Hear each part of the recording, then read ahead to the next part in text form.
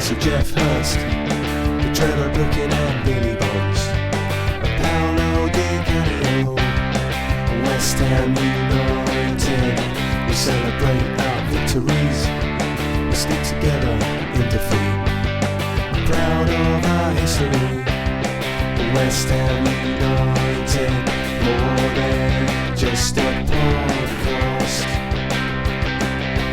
More than just a podcast.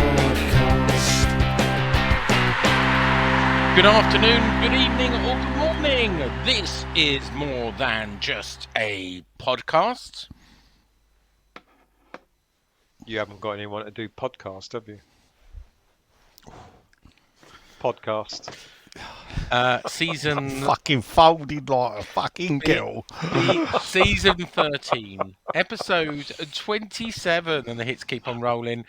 Back tonight is myself in the hot seat with Chebman, aka Nigel Khan, actually back at his home. Where are you? What are you doing, Nigel? I'm in my shed.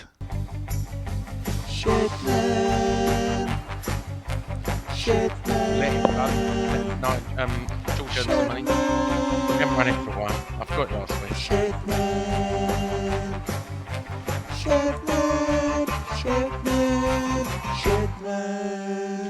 John was due to join us, but he forgot. So we were going to record Monday, but Tuesday because Nigel was busy. And then John, just before we were about to go on air, went, "Oh, I forgot I'm going to the pub on Tuesday." So he's at the pub, and Canning Town Len, one he said, I didn't watch the game. That's not usually doesn't stop him, but he's busy painting this week, so no Canning Town Len. But just rather than just hear a fight between Nigel and myself, we did invite a guest. Some may call him special, but it's just a guest to me. Is it Kieran? No, Stelios. Killian was last week. It's Stelios, the goat herder from West Ham Voice. How are you? That's a bit racist. I expect Nigel to say that. I don't expect you to say that. I thought it's a Yeah, but he always nicks things from other people, doesn't he? It's a term of endearment. West Ham Central. Stelios, it's a term of endearment. I know. It's all right. Anyway, welcome. Thanks for stepping in. You pleasure. were our first choice. Yeah, right. After all the others. No, you were. No strings to hold me up. We've had Nick on. We've had Russ on. Your mate Russ. We had Kieran on last. Have you heard the financial one with Kieran Maguire last week? I can't say I have yet, Sean. I have been busy. It was about one of our 8 listeners.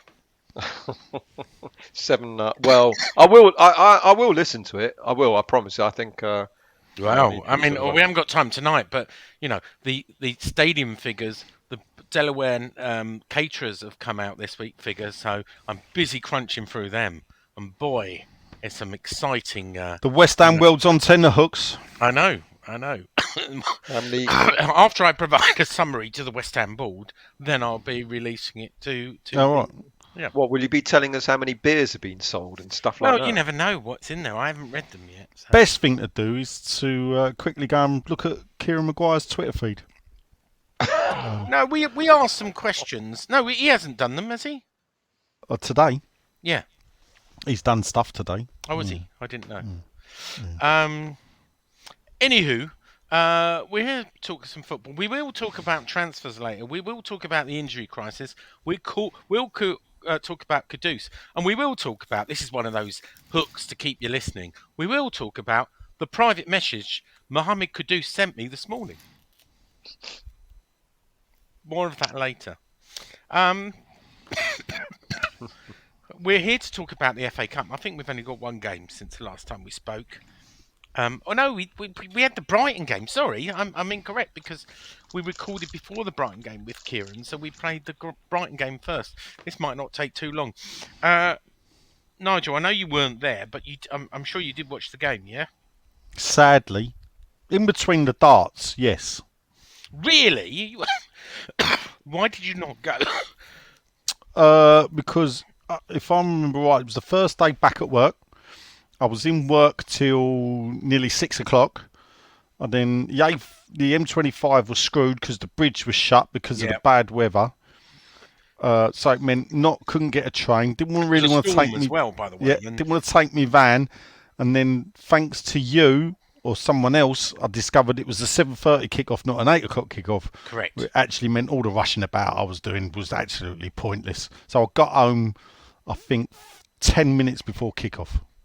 Well, I decided to drive, and that was a mistake. I was 13 minutes late for the game, parked in Westfield like a Another mug mistake. because I missed a turn for the island, as you call it.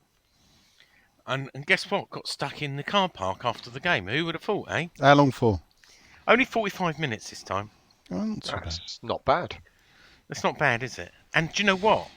I got free charging for the But of course, free I charging told you for the Tesla. I told you what to do, didn't I? Before you can park at West India Quay. That's where I was going. That's where Jump my the sat nav, right? Docklands right railway. And I said to Finley, do you think it's this turning for West India Quay or the next one? He said the next one. It was too late and they couldn't turn around. And then I just... Oh, you got as soon as you come out of the Blackwall Tunnel. Yep. I didn't take that turning.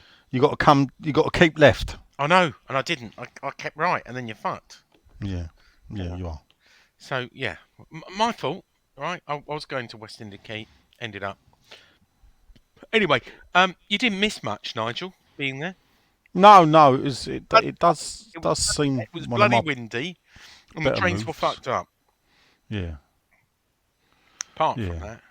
Well, I mean, I spoke to my uncle the next day because he rang me up to ask for the score because the newscaster on Fell asleep. Capital Gold gave out the results for the football, and when he got to the West Ham Brighton game, went not really worth talking about, and moved on without giving the score. So Well. he then rang me up to go, what happened last night then? And I went, oh, no, nothing much. He was like, no. And he told me that, yeah, Capital Gold didn't even bother giving the score out, Well. just phrased it as not worth talking about. I guess the last week summed it up on his own podcast when he said it's the only game I've been to where when the injury time went up at the end of the game with 5 minutes, both sides booed because they didn't want to go through 5 more minutes of that. Yeah, it weren't. So, it wasn't- Nigel, come on, you watched it from home. I did. Where did it go wrong? Or was it that Brighton set out their stall to get a draw and stop us playing our game? It just didn't seem to be I don't know if they both set out sides. to stop us playing our game. I don't think the Brighton don't set their stall out to stop people playing their game. We possibly set our stall out to stop them playing their game. Now, there's a few different ways of looking at it. Brighton keep a clean sheet for the first time this season, so good for them, not good for us. We actually lost to them at home last season, so this is like a bonus point compared to last season if you're doing the old barometer, which Andy's brought back on 6'2". For those that keep asking about it, we can talk about it later.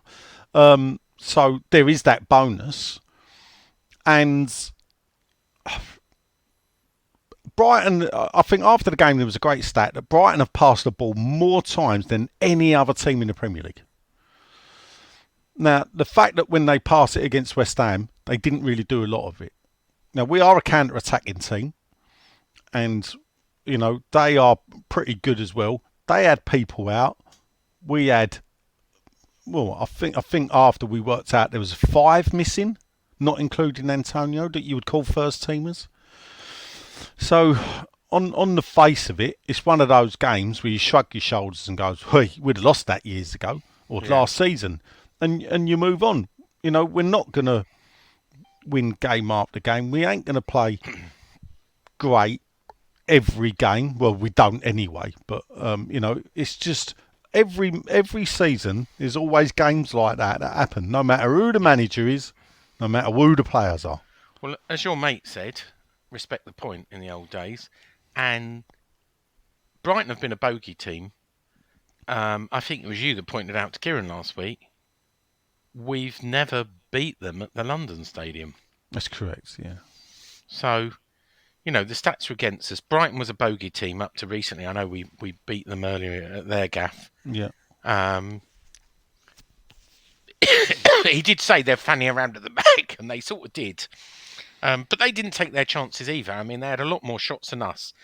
If I'm feeling being a bit generous, I would say they probably deserve to get something out of it more than we did. Well, on the balance of play, the only thing for me is they spent a lot of the time passing the ball amongst themselves. Yeah. Pass. And a lot of people can get hung up about that. Me, I ain't got a problem. Stand back, let them pass it. As long as they don't get into dangerous positions where they score, which they did though in a few times.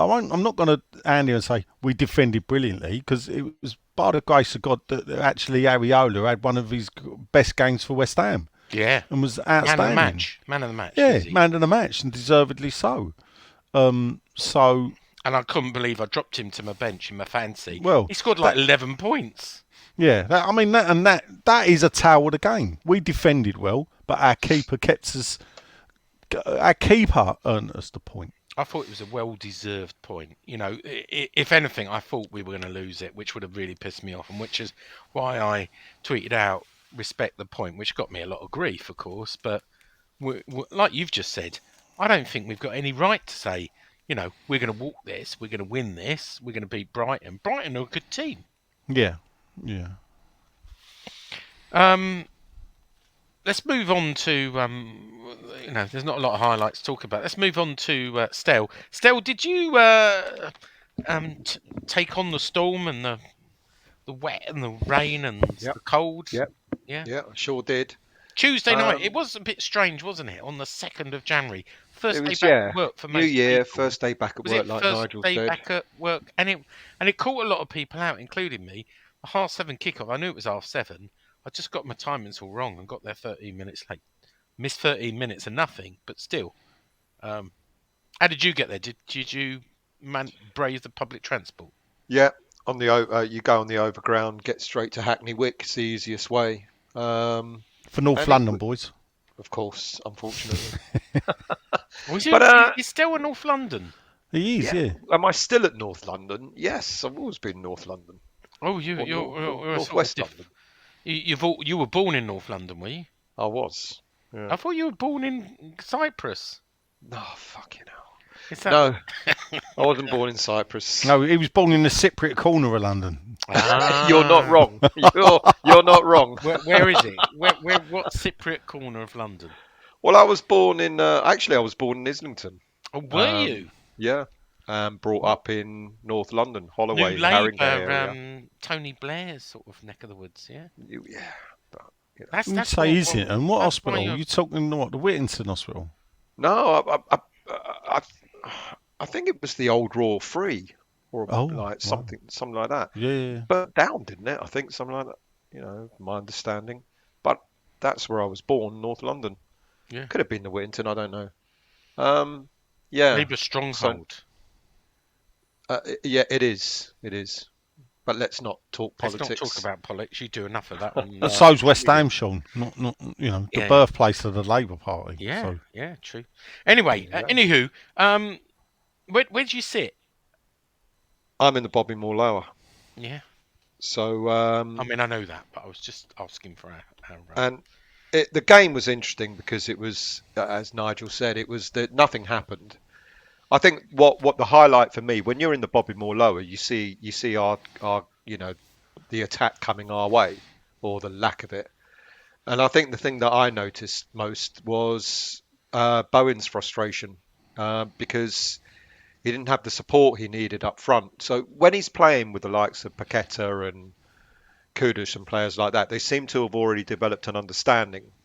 But without those players, all of a sudden, Bowen looks like he's trying to do the job of three men. And that's the thing that stood out for me more than anything else in the game. The game itself, Nigel said, was quite boring. And if it weren't for Areola, we could have lost that game easy. Let me ask you the controversial question. Go on. Mumbama. This was his chance to shine. Well, that was the Bristol game, wasn't it? Rather than Yeah. Well, I the thought he Brighton played. game. I thought he got a few minutes on the Brighton game and then on the Bristol game. I thought he got time on both. Yeah, he didn't get enough time in the Hang on, Brighton game. let me hang on. Let's just check this out, right? All right, yeah, all right. He came on the 73 for Ben Rama on the Yeah, Brighton game. I wouldn't. You know, it So takes you. he had with 4 minutes of 5 minutes of extra time. You know, he had a good 25 minutes at the Brighton game. Now He didn't do much. But he then didn't. people are going to argue He didn't run enough. People were criticising him, whether this is right or wrong, that he didn't run enough. He didn't make enough effort. He's coming off the bench, right? Well, Wanting to prove a point, and he didn't run enough, and he didn't do enough when he came This is on. the thing about, I guess, you know, when I mentioned Bowen, it's like he was looking for the runners. You know, Yeah. he was looking, and this even before Mubama came on. Even Ben Rama, there was one point in the second half where Bowen beat something like 2 or 3 players, got to the byline, got it across, and there was no one there.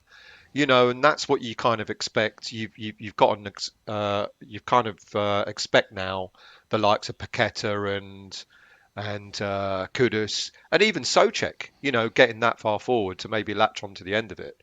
But before and after, there was one point when he did that, Ben Rama was still out wide rather than anticipating, trying to cut in to sort of get on the end of it.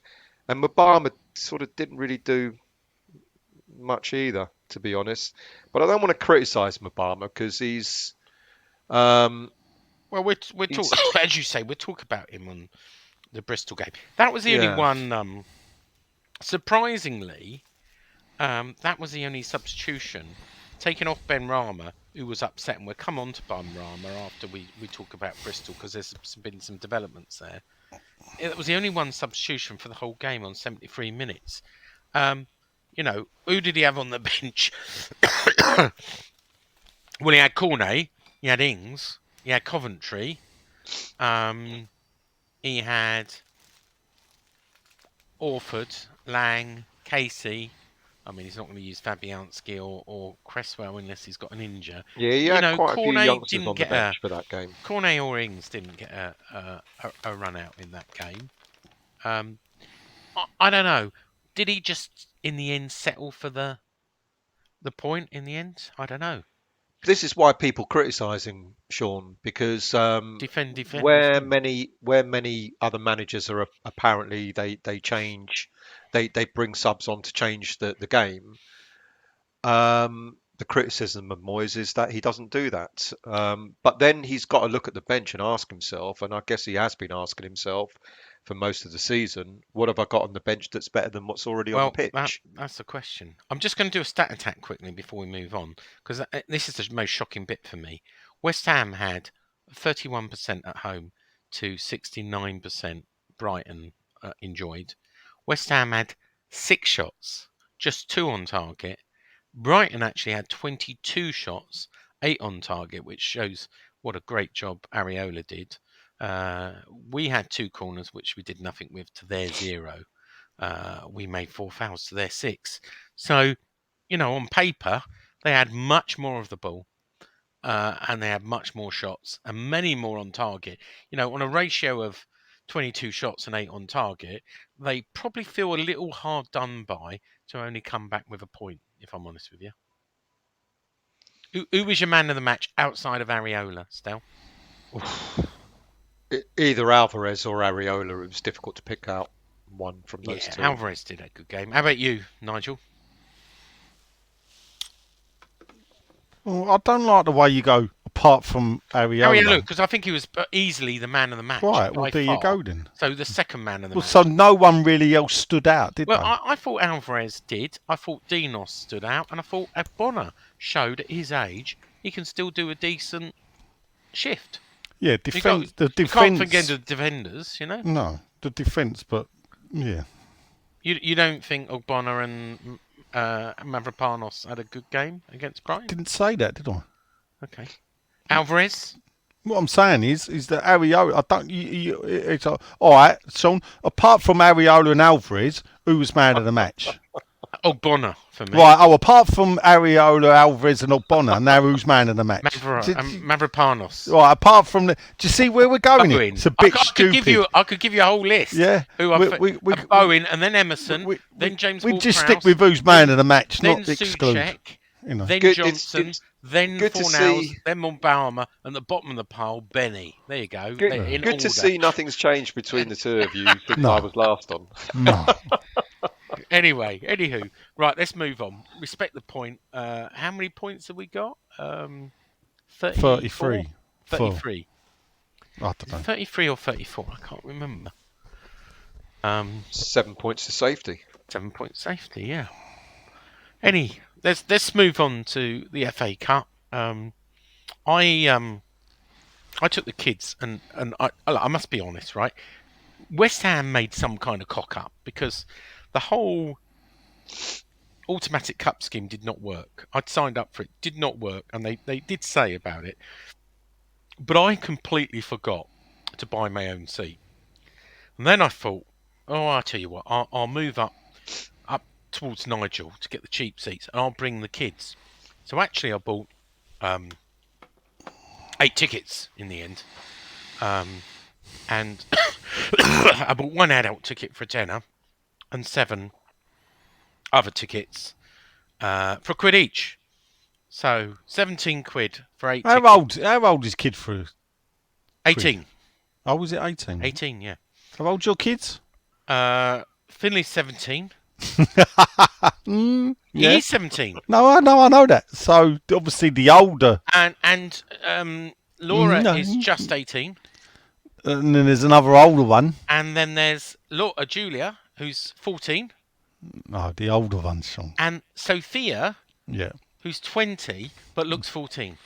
Well, that is true. Yeah. But she looks 14. You saw her, you Yeah. met her. No, She I know. looked 14. And I'll tell you another thing, right? Right, don't listen, West Ham. But I found out on cup games and European games, the stewards don't do the revenue protection. Really? No, they don't do it. They're helping people because there's a lot of other people. They're helping people get through the door. They're not looking at the revenue protection. Premier League games, bang on. They're looking at revenue protection to make sure the right people are coming through. Cup games, League, FA Cup, Europa, they're not. The revenue protection people are not there. I know that. Doesn't matter for £1, does it really? It doesn't matter for £1. So, and I gave 2 of the tickets away. Well, actually, I had a spare, which Nigel said, because Nigel also forgot to get his normal ticket, and he was in row 70. I was in row 62. Which Perhaps it was because people like you bought him Marvo. I couldn't get my seat. well, So I only you got were one of really them. late. I was late. You were really late. No, it was And it was a just, sellout, so it didn't make, we didn't make a lot of money from it, but in some ways that's good, selling out kids. There was a lot of kids there. Obviously, it was Like an England game. 9,000 Bristol fans, Bristolians. and they were good. They were loud, and I'm sure you walked past the loop road to Pudding Mill Lane like I did, and they'd won the game. They were so happy, and they were giving us a bit of banter. I mean, there's no violence I saw, but it was high spirited. Let's just say they were singing. Yes, one Bristol girl said in a West Country accent about how shit we are, and there's a pointed back. Still and didn't beat us. Yeah, they were singing "Champions of Europe, you're having a laugh" was their main chant. Yeah. But they were everywhere. They just in that sort of Pudding Mill Lane, they outnumbered us. But it was all good spirited. So let's talk about the game, Nigel. Let's start with you again. I know you were there because you were sitting a few seats down from me, next to my kids. Did Finley talk to you much with his girlfriend? No. Did In they fact, start? I don't know if you noticed, I did move along back into my original seat because You did whoever at bought my half seat time. never bleeding say in it. I saw you moved at half time. Yeah. So no, whoever bought my seat didn't say in it, and it felt a bit funny sitting further along. When you got a season ticket and you're not sitting in it, it feels a bit funny. It was bloody cold. Didn't you feel a bit funny sitting up Oh there? yeah, Yeah. It didn't feel natural. I mean, No. sitting down didn't feel right. Sitting So- that length, and look, I love that you get the whole sort of, you can see the whole formation. Yeah. That's really cool. And Yeah, it's but good it that don't you're really not- matter to you you're- because you don't really watch the game, do you? Because you're always on your phone or And- filming the away fans or filming the own That's true. fans or checking, how your shares are doing. Where me, I like to watch the game, so I sit up. Weird. Yeah, I know. It's a strange thing, isn't it? But anyway, I mean, look, FA Each Cup their own. day. I Hey, don't Come know. on, Sunday 2:00. Let's get the elephant out of the room on that. Yeah, I don't know Look, why that what's was the that, Jack? case. It For a wasn't on start, TV. Why does it have to be I mean, I know we played on Tuesday. Was that part of the reason? no. How many cup games? Well, why? Because you play Wednesday, Saturday in the league. Yeah, you're right. So, how many cup games were being played in London at 3:00 on Saturday? I'd like to know. I don't know. But Sunday 2:00 just seems wrong. There's something especially wrong about you had it. Arsenal and Liverpool at home, so the police Yeah. would have had to have been busy there. With 9,000 Bristol fans, the police were out in force because Bristol City can, I was told, yeah. can Anti-Sheldon have was a little yeah, bit it can have a worried about tear up. So there was like, it's just seemed nonsense. But anyway, the game, good start. I mean, the sellout crowd. I mean, there was obviously a lot of people took advantage of buying a cheap ticket and never turned up because there was quite a few empties. Well, you did dotted you around. did see that. Were people just buying points? Yeah. For a quid? Well, this is the thing. I think there was a bit of that going on. I think back to the days at Upton Park, Bristol City at home, third round of the FA Cup. It would have been a cheap ticket. I mean, it still would have only been 25,000 top whack. Quite how we get 60 odd thousand, or well, they brought down 9. So there was Well, I think they what, brought down more than 52,000. I 50 heard on the concourse a lot of. Yeah, but that's Doddsy, isn't it? He's a West Ham fan. Yeah, I know, Yeah, it wasn't just don't- Doddsy. I heard other Bristol fans. West Ham's got a few Which might down in the drag West that. Country. So Did you hear any Bristol fans in Bobby Moore Lower? Well, I had Jake standing next to me, and they're from the West Country, so Yeah. he was talking. There's in a his few that's West the same. Ham fans that do come from Bristol. I know. yeah, there's quite a loads few, quite a few. that way. So I wouldn't take that, but I don't It was a know. big day out, though, wasn't it? And Yeah, it's a day. Whoever was sitting next to me, it was their only game that season. Yeah. Family, 3 kids, mum and dad, and people in front of me. That's the same. It's a gateway game. That's what it is. It's a gateway game for the kids, and I Yeah. suppose fair play that we had so many attending. Yeah. It 'cause is. that- It is though. It is that affordable football. Oh, 20 stop! Can you stop fucking punting that out like some 25 tag word? They're not paying you to do it, Sean. £25 Yeah. for the tickets, including the booking fee, and I got a meal deal at Greg's, right, which is this baker's chain in Canary Wharf, for £21 for six meal deals. That's Yeah, not bad, is it? Yeah, your hero. Affordable football. Yeah. Nigel. Anyway, but Greg's ain't part of affordable football that the ball keep wanting you to spin out. Yeah. Well, with their if I'd have bollocks. bought in the grounds, then I would have. And isn't it funny that we used to have 2 or 3 kids for a quid game in the league? Yeah, but we don't have any now. But Yeah. anyway, so Success. affordable football though. Success. Well, yeah, maybe. But the game, good start. Obviously, go 4 1-0 up. Bowen pack- again. Paquetá limps out. Yeah. And realistically, that's about it for highlights for West Ham. we puff. Bristol come out. They were a bit tough in the tackle, but they're going to be, aren't they? Their manager's going to be into them. He's going to be saying, look, these Premier League fancy Dans, which they would be classing us as, they ain't going to. I mean, to be fair, They ain't going to like it, are they? Their crowd was right behind them, but I thought Yeah. we were quiet as ever. East End bounce around. Weren't we? I We don't were- know what that is. The stadium was quiet. from a West Ham point of view. Sean, the stadium's always quiet. But don't worry, because the answer is there. It's called the Ironworks Alliance, and they were gonna fill out the Have you- Bobby Moore lower. Did you spot them still? The Did you, Ironworks Alliance. Who are did the you find Ironworks anything more Alliance? about You them? that says it all, really. you find out No, anything seriously, more? who are the Ironworks Alliance? The Ironworks Alliance, they intrigue me because they in theory they wanna be like the Ashburton Army are or the they? shut up and let me talk. The Ashburton Army or the Crystal Palace Ultras or that. He doesn't know. They want to bring a bit of life. Well, they see at the moment. I'll tell you who they are. They're a Twitter campaign, Sean, All right. because that's all they seem to You be. mean the next campaign? They had a chance to get in and get the tickets in the area, mobilise, the people that want to sing songs. They want to bring an atmosphere into the ground.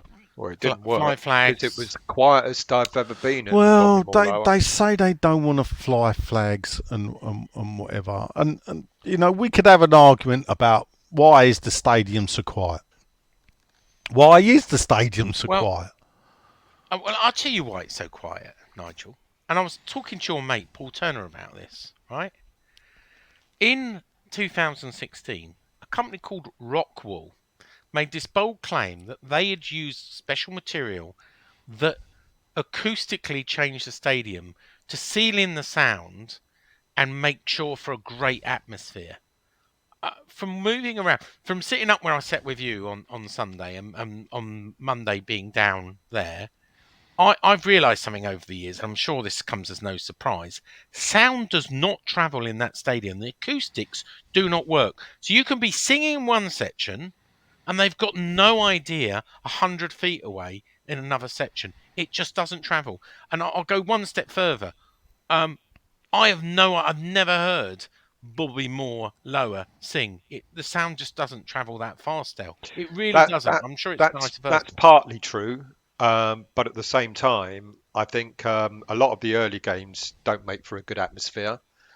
And then, of course, people are going to say the nature of the way we play in football at the moment doesn't make for a great atmosphere either. I think it could be a combination of all. You are right. I mean, But we'll pockets start do singing a sing. song. I mean, there was pockets in the upper. I was quite surprised how much, they do sing in the upper. Never heard them before, not from the lower. I mean, we do sing quite a bit in the lower, but I couldn't hear them on Sunday. Whether that's because they weren't singing, it's so hard to tell. It's just the sound. There's almost the opposite of the claim that says we trap the sound in and we make it like we create this acoustic bubble. But It's Sean, exact Bristol opposite. City made a noise. Yeah, they did. Well, that's our style, right? Bobby Moore lower. Did you hear the Bristol boys? Oh, definitely. Oh, there Yeah. you go. So that Yeah, just we proves did. against my argument. Blows out of the water, really, doesn't No, it? but that's direct. That's not that's one big section. That's 9,000 fans. If you've got 9,000 all fans on nine, their big day out. Yeah. if you've got 9,000 fans, Did you singing, hear I them mean, constantly, or was it at certain no, times? no. It was at certain times. Right, 'cause this it was is at the certain thing. times. And this is where I will obviously criticise Sean, because we got the stadium that Sean was quite happy to get at the end of the day. And he was happy to get it through the years from 2011 onwards. He was happy with the stadium and the way it was going to be. The disjointed stands obviously cause a problem. Even Bristol City fans found themselves singing two different songs many a time. The only time they really got a noise going was when they doing that East End bounce around, which all 9,000 were doing. But it was easy because it started on the lower tier, and then the upper tier could see what was going on, and they copied it. So that was when they really made a noise. But there's so many reasons why the stadium's so quiet. Sometimes I think the age of the fan base. I think we're quite an aged fan base. Also, at that cup game, there will be. I would hazard a guess 10 to 15,000 fans that have never been to a game before. Yeah, I mate, you're right. Right? True. There This did is- seem to be a lot of Yeah. people. So this is now what you got is probably 9,000 Bristol fans, of which probably 7 to 8,000 go every game, and we've got. I won't not what we got is the gateway entrance supporters, the one game a season fans, for whatever reason, financial, and can't get tickets because of the way we sold season tickets at the stadium. I mean, there's not match day tickets to be had, and then again, the price that West Ham charge for a match day ticket might price them out. As you said, Sean got 8 tickets for 25 quid or whatever it was he paid. So where if you want to buy a ticket in where Sean was sitting for the Bournemouth game, it's going to set you back 35 quid just for one seat. So And it'll be double that in the Bobby Moore lower. So there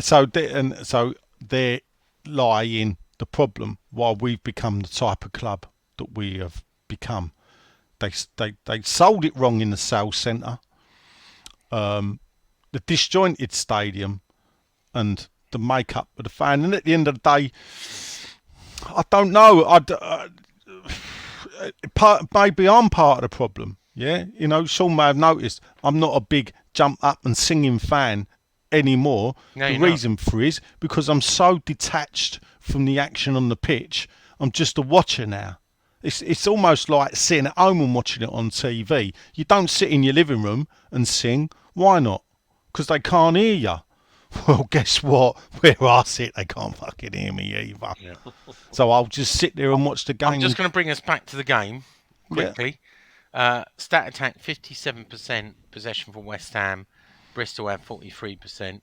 We had 17 shots, 4 on target. They had 11 shots, 5 on target. We had 8 corners. Couldn't capitalise on them with James Ward-Prowse. They had 6. We fouled 9 times, dirty West Ham, to their 6. Stel, I just wanted to bring you back to the football. I assume you were there in your Bobby Moore lower. I was. Did you think? I mean, it seemed a strong team. When you looked It was at a the strong lineup, team. Fabianski, Soufal, Mavropanos, Zuma was back, Emerson, Soucek, Alvarez, Bowen, Ward-Prowse, Fornals, Lucas Paquetá, who obviously didn't last. On paper, looked good. On paper, it looked good. We started off well, as was said, and I think. Obviously, goal after 4 minutes. Paquetá replaced after 14 minutes with Mumbama. But that weren't the only one of the reasons why I think we kind of went quiet. I know a lot of people are saying that we scored the goal and sat back. I didn't see that in the first half. But I think what did us is the way they laid into us. Because if that game had VAR, I think 1 or 2 of their players may have got maybe the challenge on Mavropanos, for example. If the player who was also replaced on 39 minutes with O'Connor, and he got, as we know, we'll talk about this later, but some bruises and possibly more. He got flattened, and usually in a Premier League game, VAR might look at something like that.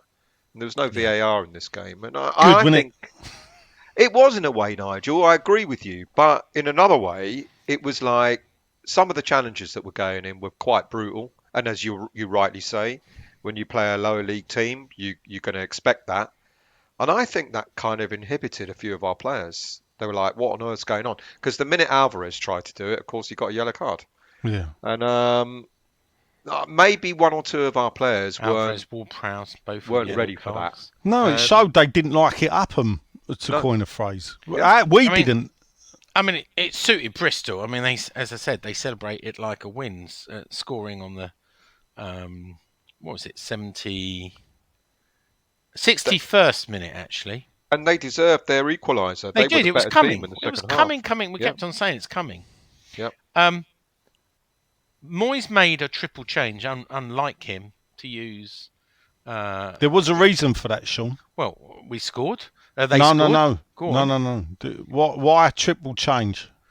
I don't know. Yeah, so you got to remember what the rules of substitutions are. Well, I think you can make 3 substitutions. Right, there you go. We'd already done 2 singles. You'd already done 2, so the last one. That was it. You can make a maximum of 3. Yeah, so if he was bringing on Ings I think, and then it was realised. I don't know if it was brought to his attention, and then Cornet appeared, and then I've forgotten who the third sub was. Well, so that it came was on with him.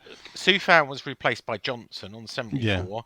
Alvarez That's it. was replaced by Ings, and Fornells was Yeah, so then replaced by brought Ben Cornet. Johnson. So those three at first, because obviously being up in that position, I can see it.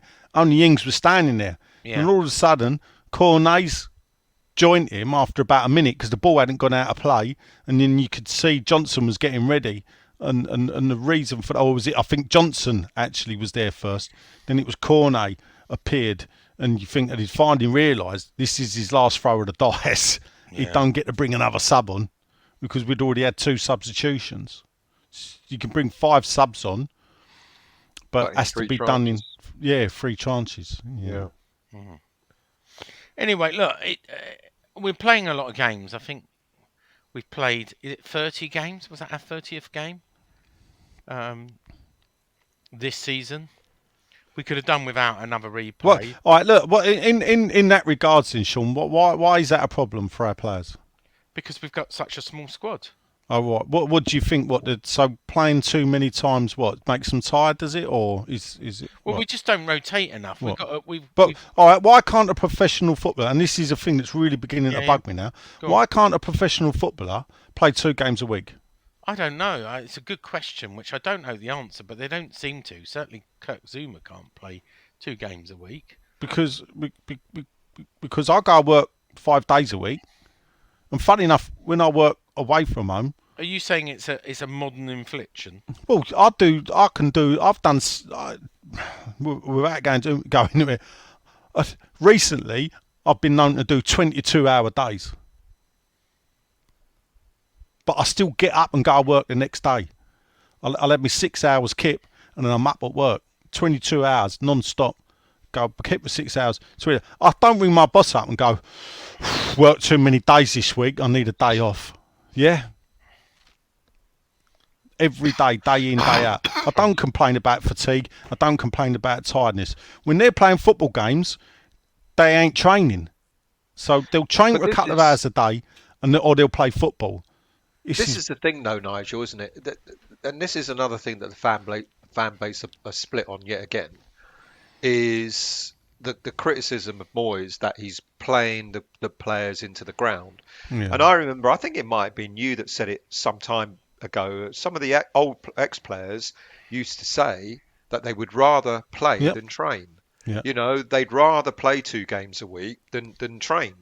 You know, and this is the thing I don't understand. You're spot on. You know, players should be fit enough to be able to play 2 games a week with no trouble.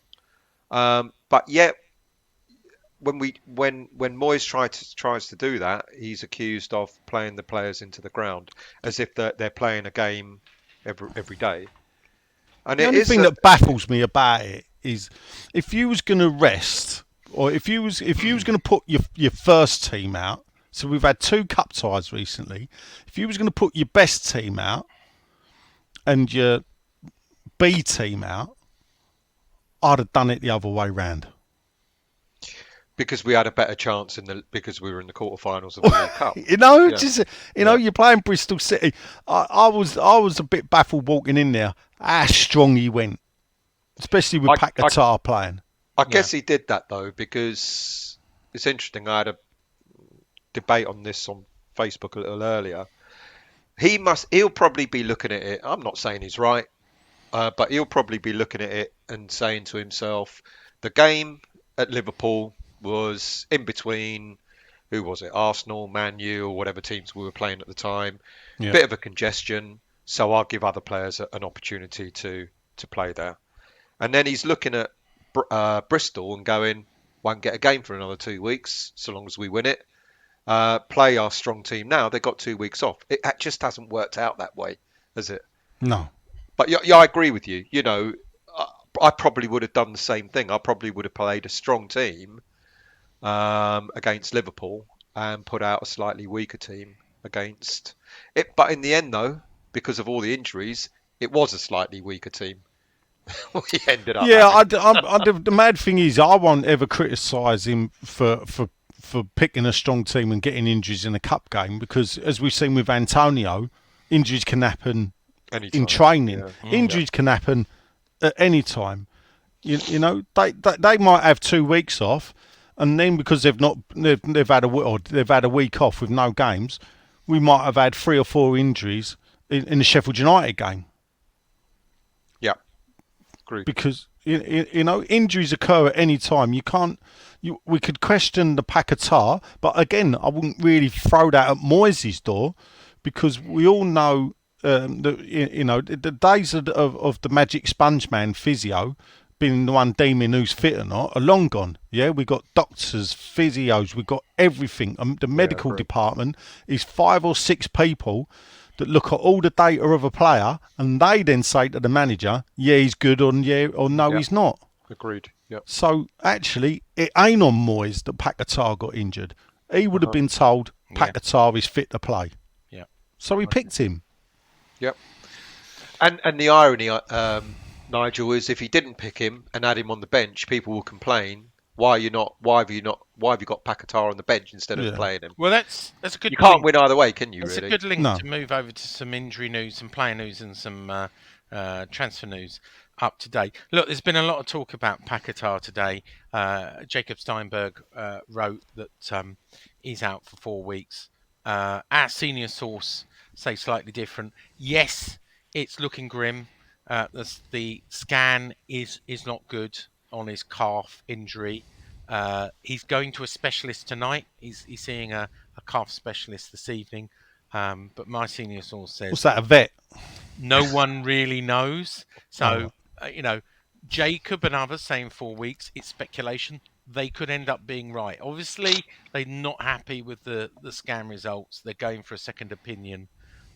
His injury, calf injury, is not here. Well, let's hope it's the geezer that advertises pet plan, because he is the super vet. So if anyone knows about calves, So Paquetá, truth is, we don't know. He's seen a specialist tonight, we see. Bowen is another one where, again, people have said he's going to be out for a long time. No one really knows. They cannot scan him properly. Like a lot of things, he's got a really badly swollen ankle. He twisted his ankle. It's badly swollen. They can't do a proper scan. My senior source said, we're waiting for the swelling to go down before we can do a proper scan. There is concerns it's ligament damage. If it's ligament damage, he will face a lengthy time off. But my senior source said, too early to say. Until the swelling goes down, no one can properly tell you because we can't do a proper scan. Mavropanos, Dinos, there are rumours that he had cracked ribs. We don't think that's true. Again, I think they're badly bruised. I don't know if he'll be fit for the next game, but equally, a little bit of speculation about cracked ribs. I'm sure they would have been able to tell by now. Last I heard is, maybe bruised. We touched on Antonio. Antonio slipped, as we know, in training that Nigel alluded to. Out for up to 6 weeks, somewhere between 4 and 6 weeks, has affected his comeback. Maybe that's showing his bit of his age. Interesting, he went on the podcast, I don't know if you heard it, was talking about Kira and said he didn't know about Kira until he came in to the training ground. No one else was there except Kira doing his medical.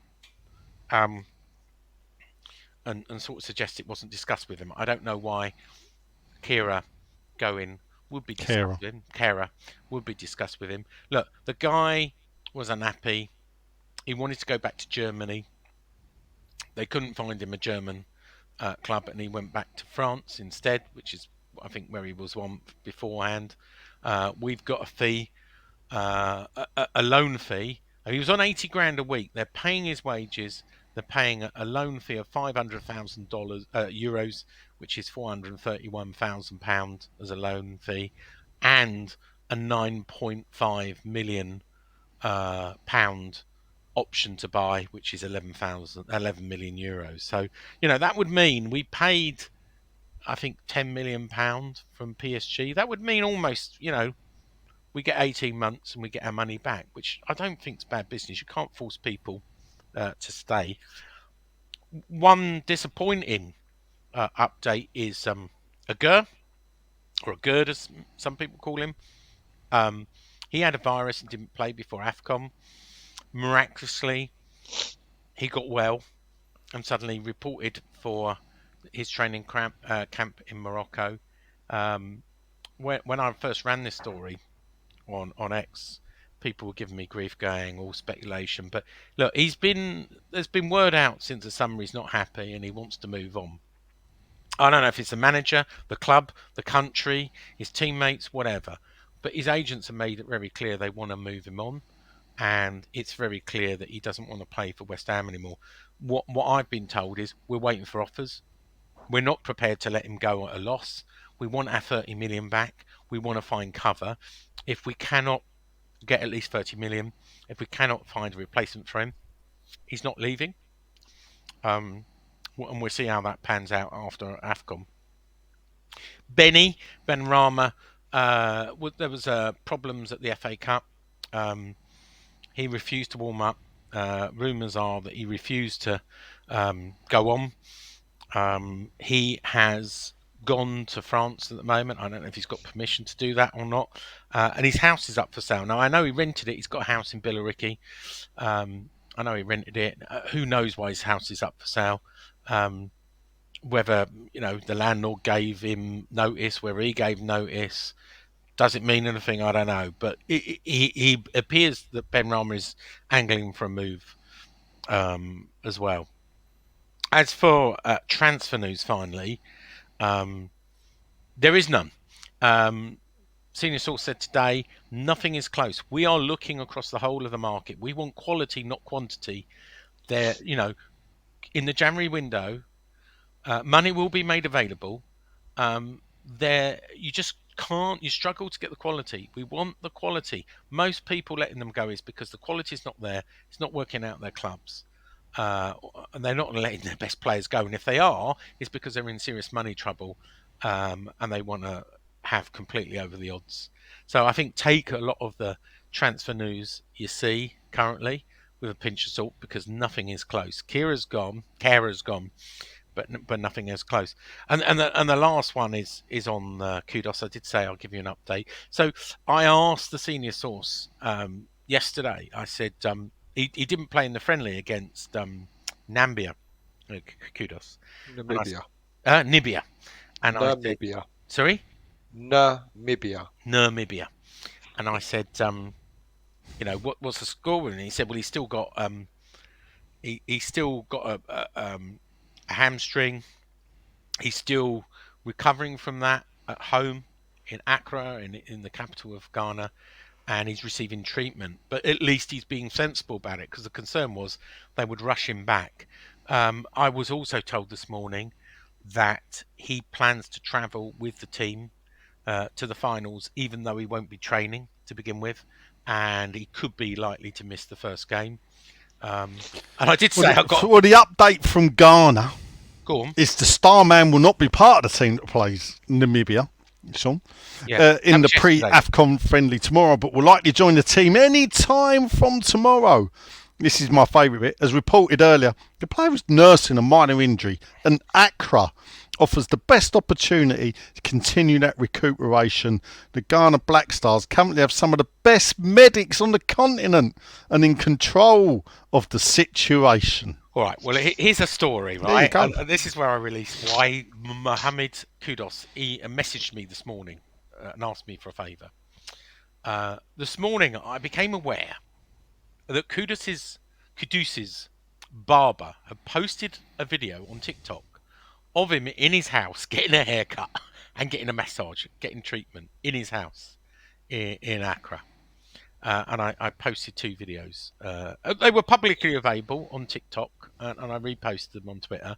And about 10 minutes later, I get a direct message from Mohamed Kudos going, hello, for privacy, could you, and respect, could you please take those 2 videos down of me receiving treatment in my own house?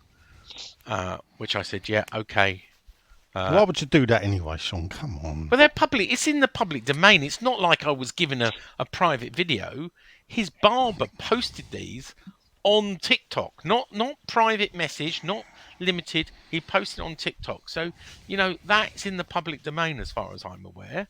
Right? It didn't seem, the bloke. There's a group of people. I don't know if you saw the videos. There's a group of people in his front room. He's having a massage. But how many people watched the TikTok video from his barber? I don't know. Obviously, I was tipped off about it because I Yeah, don't know his see? barber.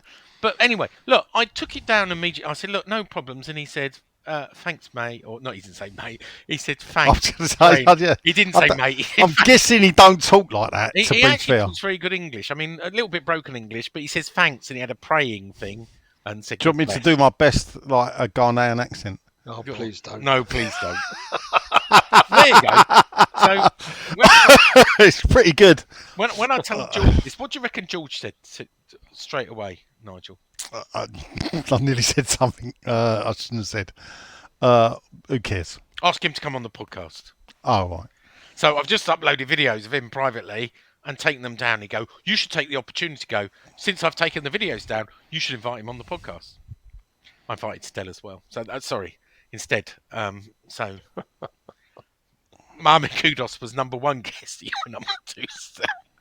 No, I didn't ask him. Right, that's the news.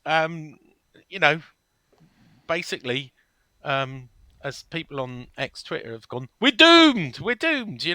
It's the West Ham way, isn't it? Every injury we can pick up, we've got. It's just football, isn't it? It is football. Spurs had it recently where they lost 3 blokes in one game. And That's this is what shows up our reliance. And to be fair to David Moyes, right? It's not that he just likes to play the same 11.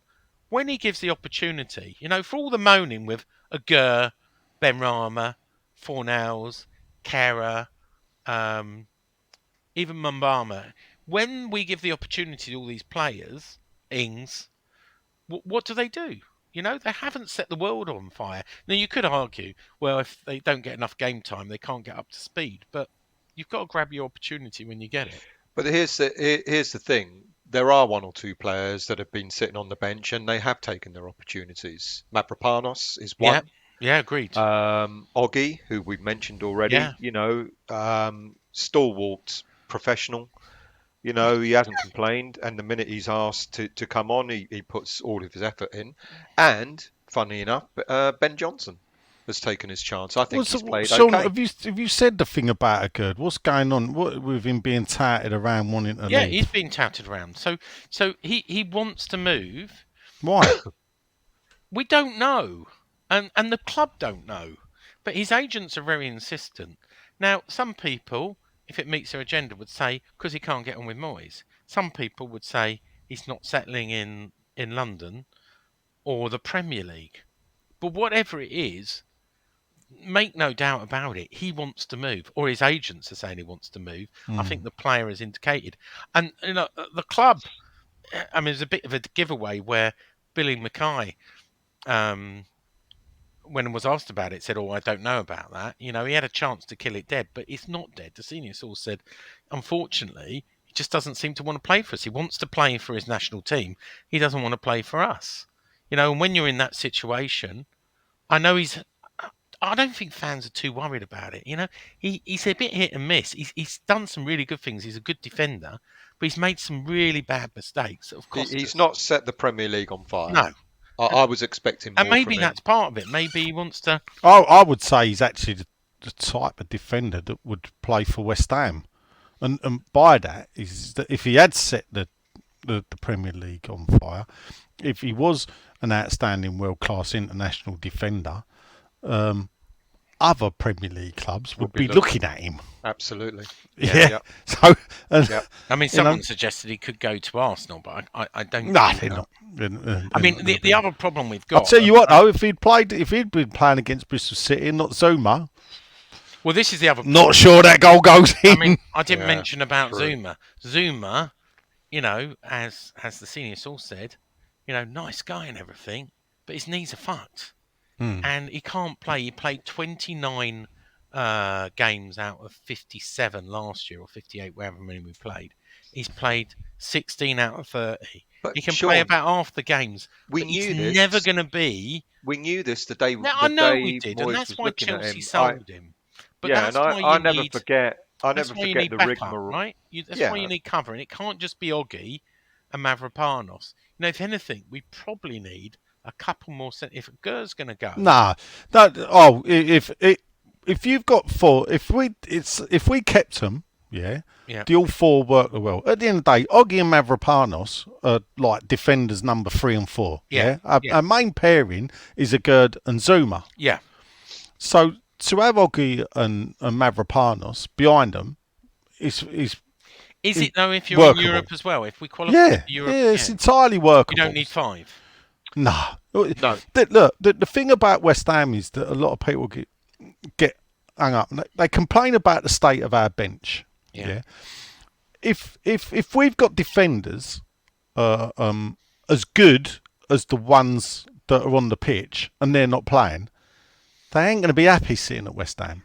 it's exactly what I've been saying, Nigel. You know, I've kind of talked about other teams who have got 17, 18 world class players. Yeah. And half of them know they're going to sit on the bench and they'll be rotated, etc. And whether they accept it or not, look, Calvin Phillips for an example, or Yeah. Grealish when he went to Man City, they kind of know. But because they're at that sort of club, they know that's going to happen. They accept it. They accept it. The minute you get, you're spot on. The minute you get beyond your first 11, if you get a player of that caliber, they're expecting to come into West Ham and play straight away. They're not expecting to sit on the bench for even a minute. And this is the problem that we have. That you want better players, but at the same time, what was it that Kudus was asking before he was signed? He was asking about how much game time he was going to get, and stuff like that, because he was worried that he might be sitting on the bench. Yeah. And Well, it shows how much we're missing. Him now. You take away Paquetá, Kudos, Bowen. You don't see. Yeah, but Sean, I think if you went to Villa, and removed 2 or 3 of their players, I mean, we had 5 players out against Brighton. If you took away Ollie Watkins, if you took away John McGinn out of the Villa team, if you took away like Louise, then all of a sudden Villa may struggle. Yeah. Because, and this is the thing, if you can keep your best 11 on the pitch playing, or say we could probably have 13, 14 pretty decent players. If you keep them all fit and playing and rotated and whatever, there's a good chance you do well. The problem, which all clubs like West Ham and that ilk are going to have, even Newcastle are finding that now. Yep. Yeah. Yep. Injuries start to bite, and then they just haven't got it on the bench, and because people won't sit on the bench. Well, yeah. Calvin Phillips will sit at Man City all day long. Why? Because he wins an FA Cup medal, he wins a Champions League medal. What's he going to win, elsewhere sitting on the bench? Yeah. Nothing. And we didn't mention Johnson. I mean, Johnson obviously wants big wages and will probably be punted out. Interestingly, Conor Coventry been talking to lots of clubs to move on and might now be stopped because of the injury problem. He's been talking to Sheffield Wednesday. Well, I think that's silly because Conor Coventry has not got a future with West Ham. The kid is 23 years of age. I think there should be a rule. Charlton Athletic and a few other championship. I think there should be a rule that once you get to 21, if you've not made it with the first team, you should be let go. Well, he might be kept. And do you know what? I know people who know him, and actually his dad and the player are really hoping he gets a chance again. And with the injury thing... Again? Yeah, I know. What do you mean again? Yeah, when was he given a chance? Well, he holds on to a chance. He has been given... he has played in the Champion Europa Conference League, and he's had bit pieces. Anyway, we'll see. And the same with... Danny Ings. I mean, Danny Ings, we were lining up as a loan deal to Wolves, but now with our can't let him go. We can't let him go, and we're now going. Well, the funny thing about it with Danny Ings is, if you got Bowen injured, and no Kudus, we've got to play differently. Yeah, I agree. Yeah, and what Danny Ings need, and I think what Mubama need, is wingers that aren't inverted. It's Getting the wingers that ball into the box. Yeah, it's wingers that go down the byline and cross the ball over. That's what they need. Or people out wide that will play the ball early for them to run onto. Because they're poach. Well, Ings is a poacher, Yeah. isn't he? Carlton Cole's best football at West Ham was played when we had decent wingers under Zola. And what they used to do is put the ball early in front of him for him to run onto and slot the ball away. That's what Ings wants. That the ball like that. Having inverted wingers that keep chopping back onto their strong foot so they can get a shot away, or they ping the pass into them that's coming directly at them, not in front of them, because it's a cut. It's the way it's angled in. And this is the thing. Now, Cornet, who came on Yeah. on Sunday, is not any. He could be used out on the left, and he could. Yeah. He's got a decent cross on him. Yeah. He could actually be used, and it could If he can could last, work. I mean, if he's recovered from his injury and he can play the 90 minutes. We'll see. Anyway, let's move on to we're going to question time. We really need to redo this jingle because it's not called Twitter anymore. It's called X. Oh, it is Twitter, Sean. Stop asking about your mate. What? It is called X. What? Elon Musk? Yeah. So, ready? X and Twitter question time. But tonight is just X time with no Facebook because we didn't bother. No, I thought we'd go to Yeah. X for a change. Yeah, I let's didn't go bother. to X. X gonna give it to you. Yeah. Anyway, over on Twitter, I said it's question time. Ask, and people have, to be fair, more than I thought. First up, it's Moyes out. Mike Aki. He says, with all the injury news, do you think there's a chance we could bring forward the summer budget? Sully Brady, West Ham Central outs. I think we'd spend what needs to be spent. As Kieran said, FFP is not really an issue because we've got the massive Declan Rice money, although, we did spend a lot of money last summer as well. I think the problem, as I said earlier, is can you get the players for the money? Are the players even available? You're not going to find a Caduce, you're not going to find an Alvarez in the winter. It just doesn't happen. You have to take a bit of a gamble. We found a Bowen in the. Yeah, in when we the took a January gamble market. coming from Hull, and Here's a gamble. Ready? Go on. Demba Ba was a gamble, if you Jesse remember. Lingard. Yeah. God, please no. Yeah, but you say please no. It's more about the rigmarole of going through all that again. Hang on a minute. I make Nigel right. What have you got to lose? If you Nothing. said to him, pays your play, prove yourself, right? We've lost Bowen, we've lost Kudos. We'll take you on, right?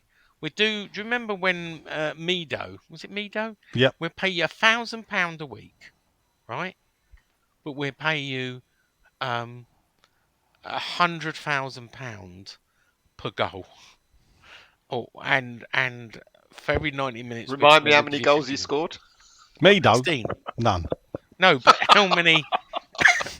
How many did? Didn't he miss a penalty as well? I'm pretty sure he missed a penalty. How many did Jesse Lingard?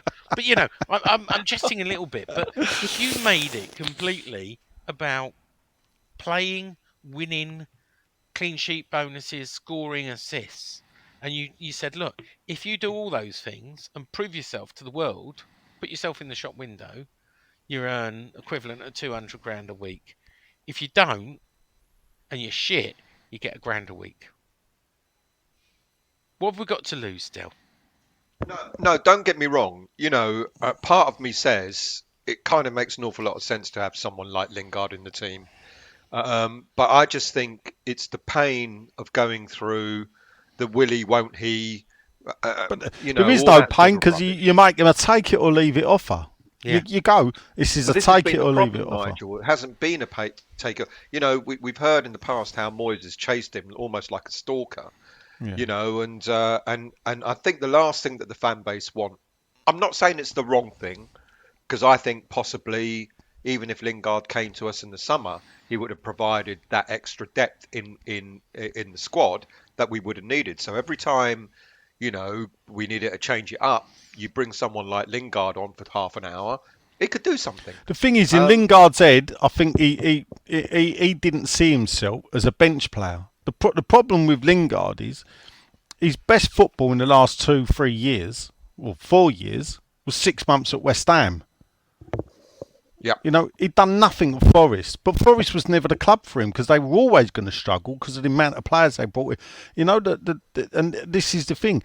Hopefully now with this his last chance saloon. He can't get a club at the moment. He's a free agent.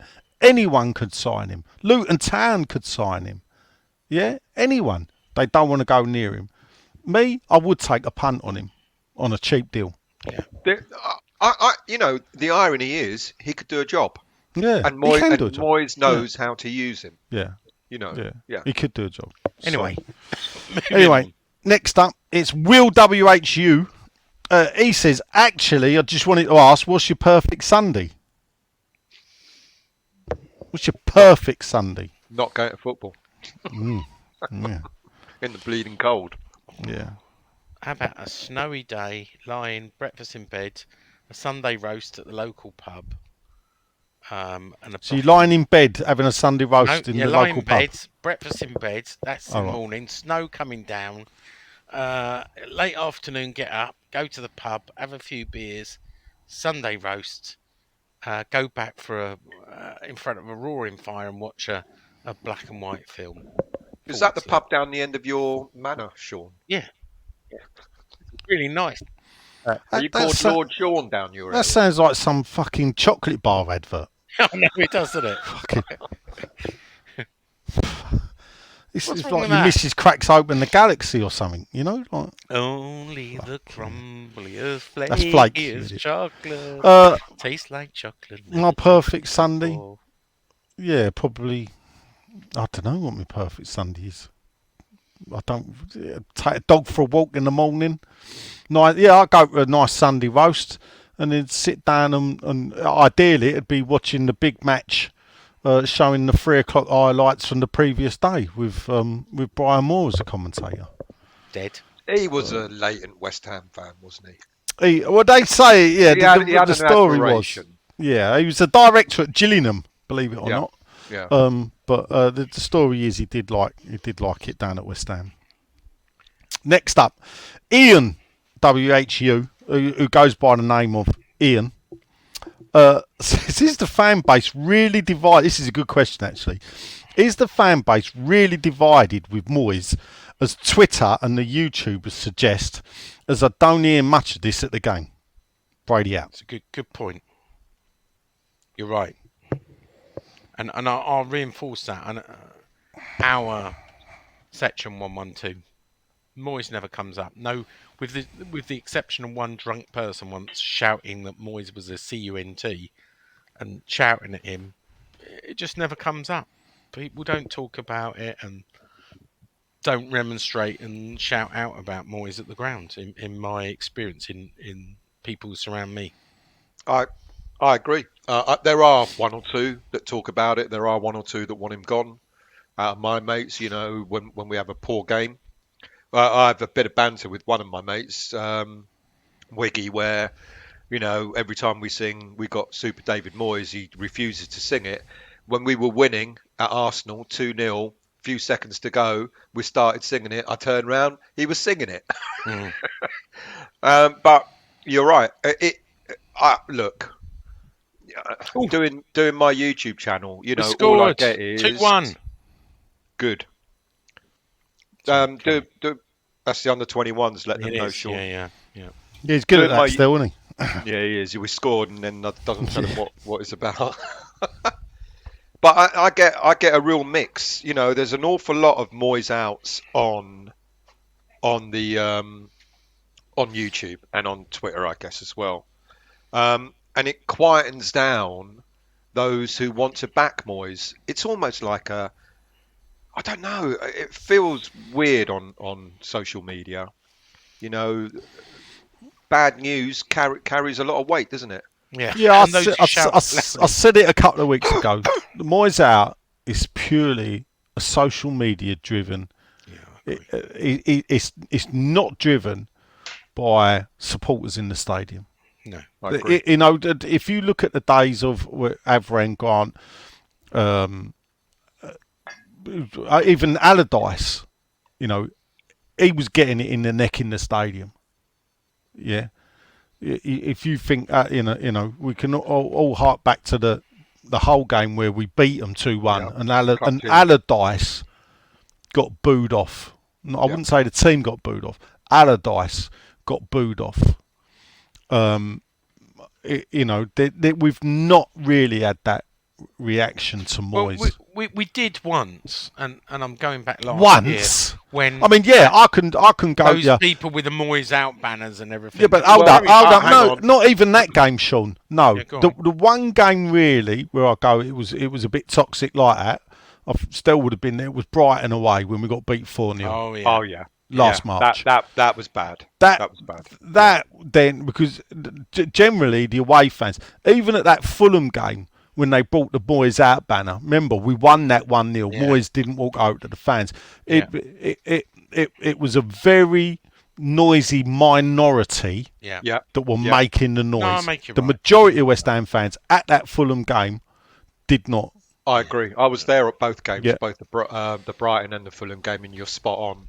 And if you'll know the mood of the fan base by the away fans. Yeah. If the away fans turn on the manager, that means the fans are turning on the manager. You know. Yeah. But and those were the only two games. I You're like the absolutely Spanish spot on. way. Get your white handkerchiefs out. We should all have a white handkerchief. And you've had enough of the manager, you wave your white handkerchief. This is And the thing, though, isn't it?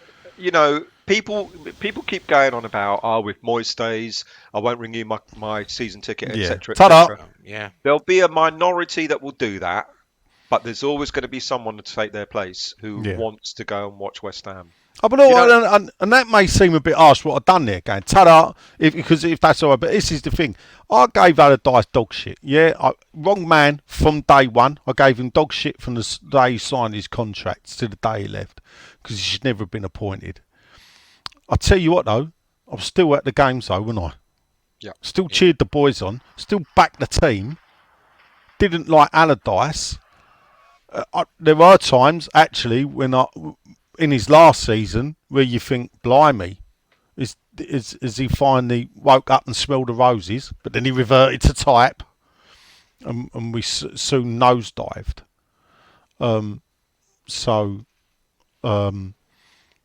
But for people to go, I'm never coming back while Moyes is the manager, and there were people like that with Allardyce, Yeah. and it baffled the life out of me.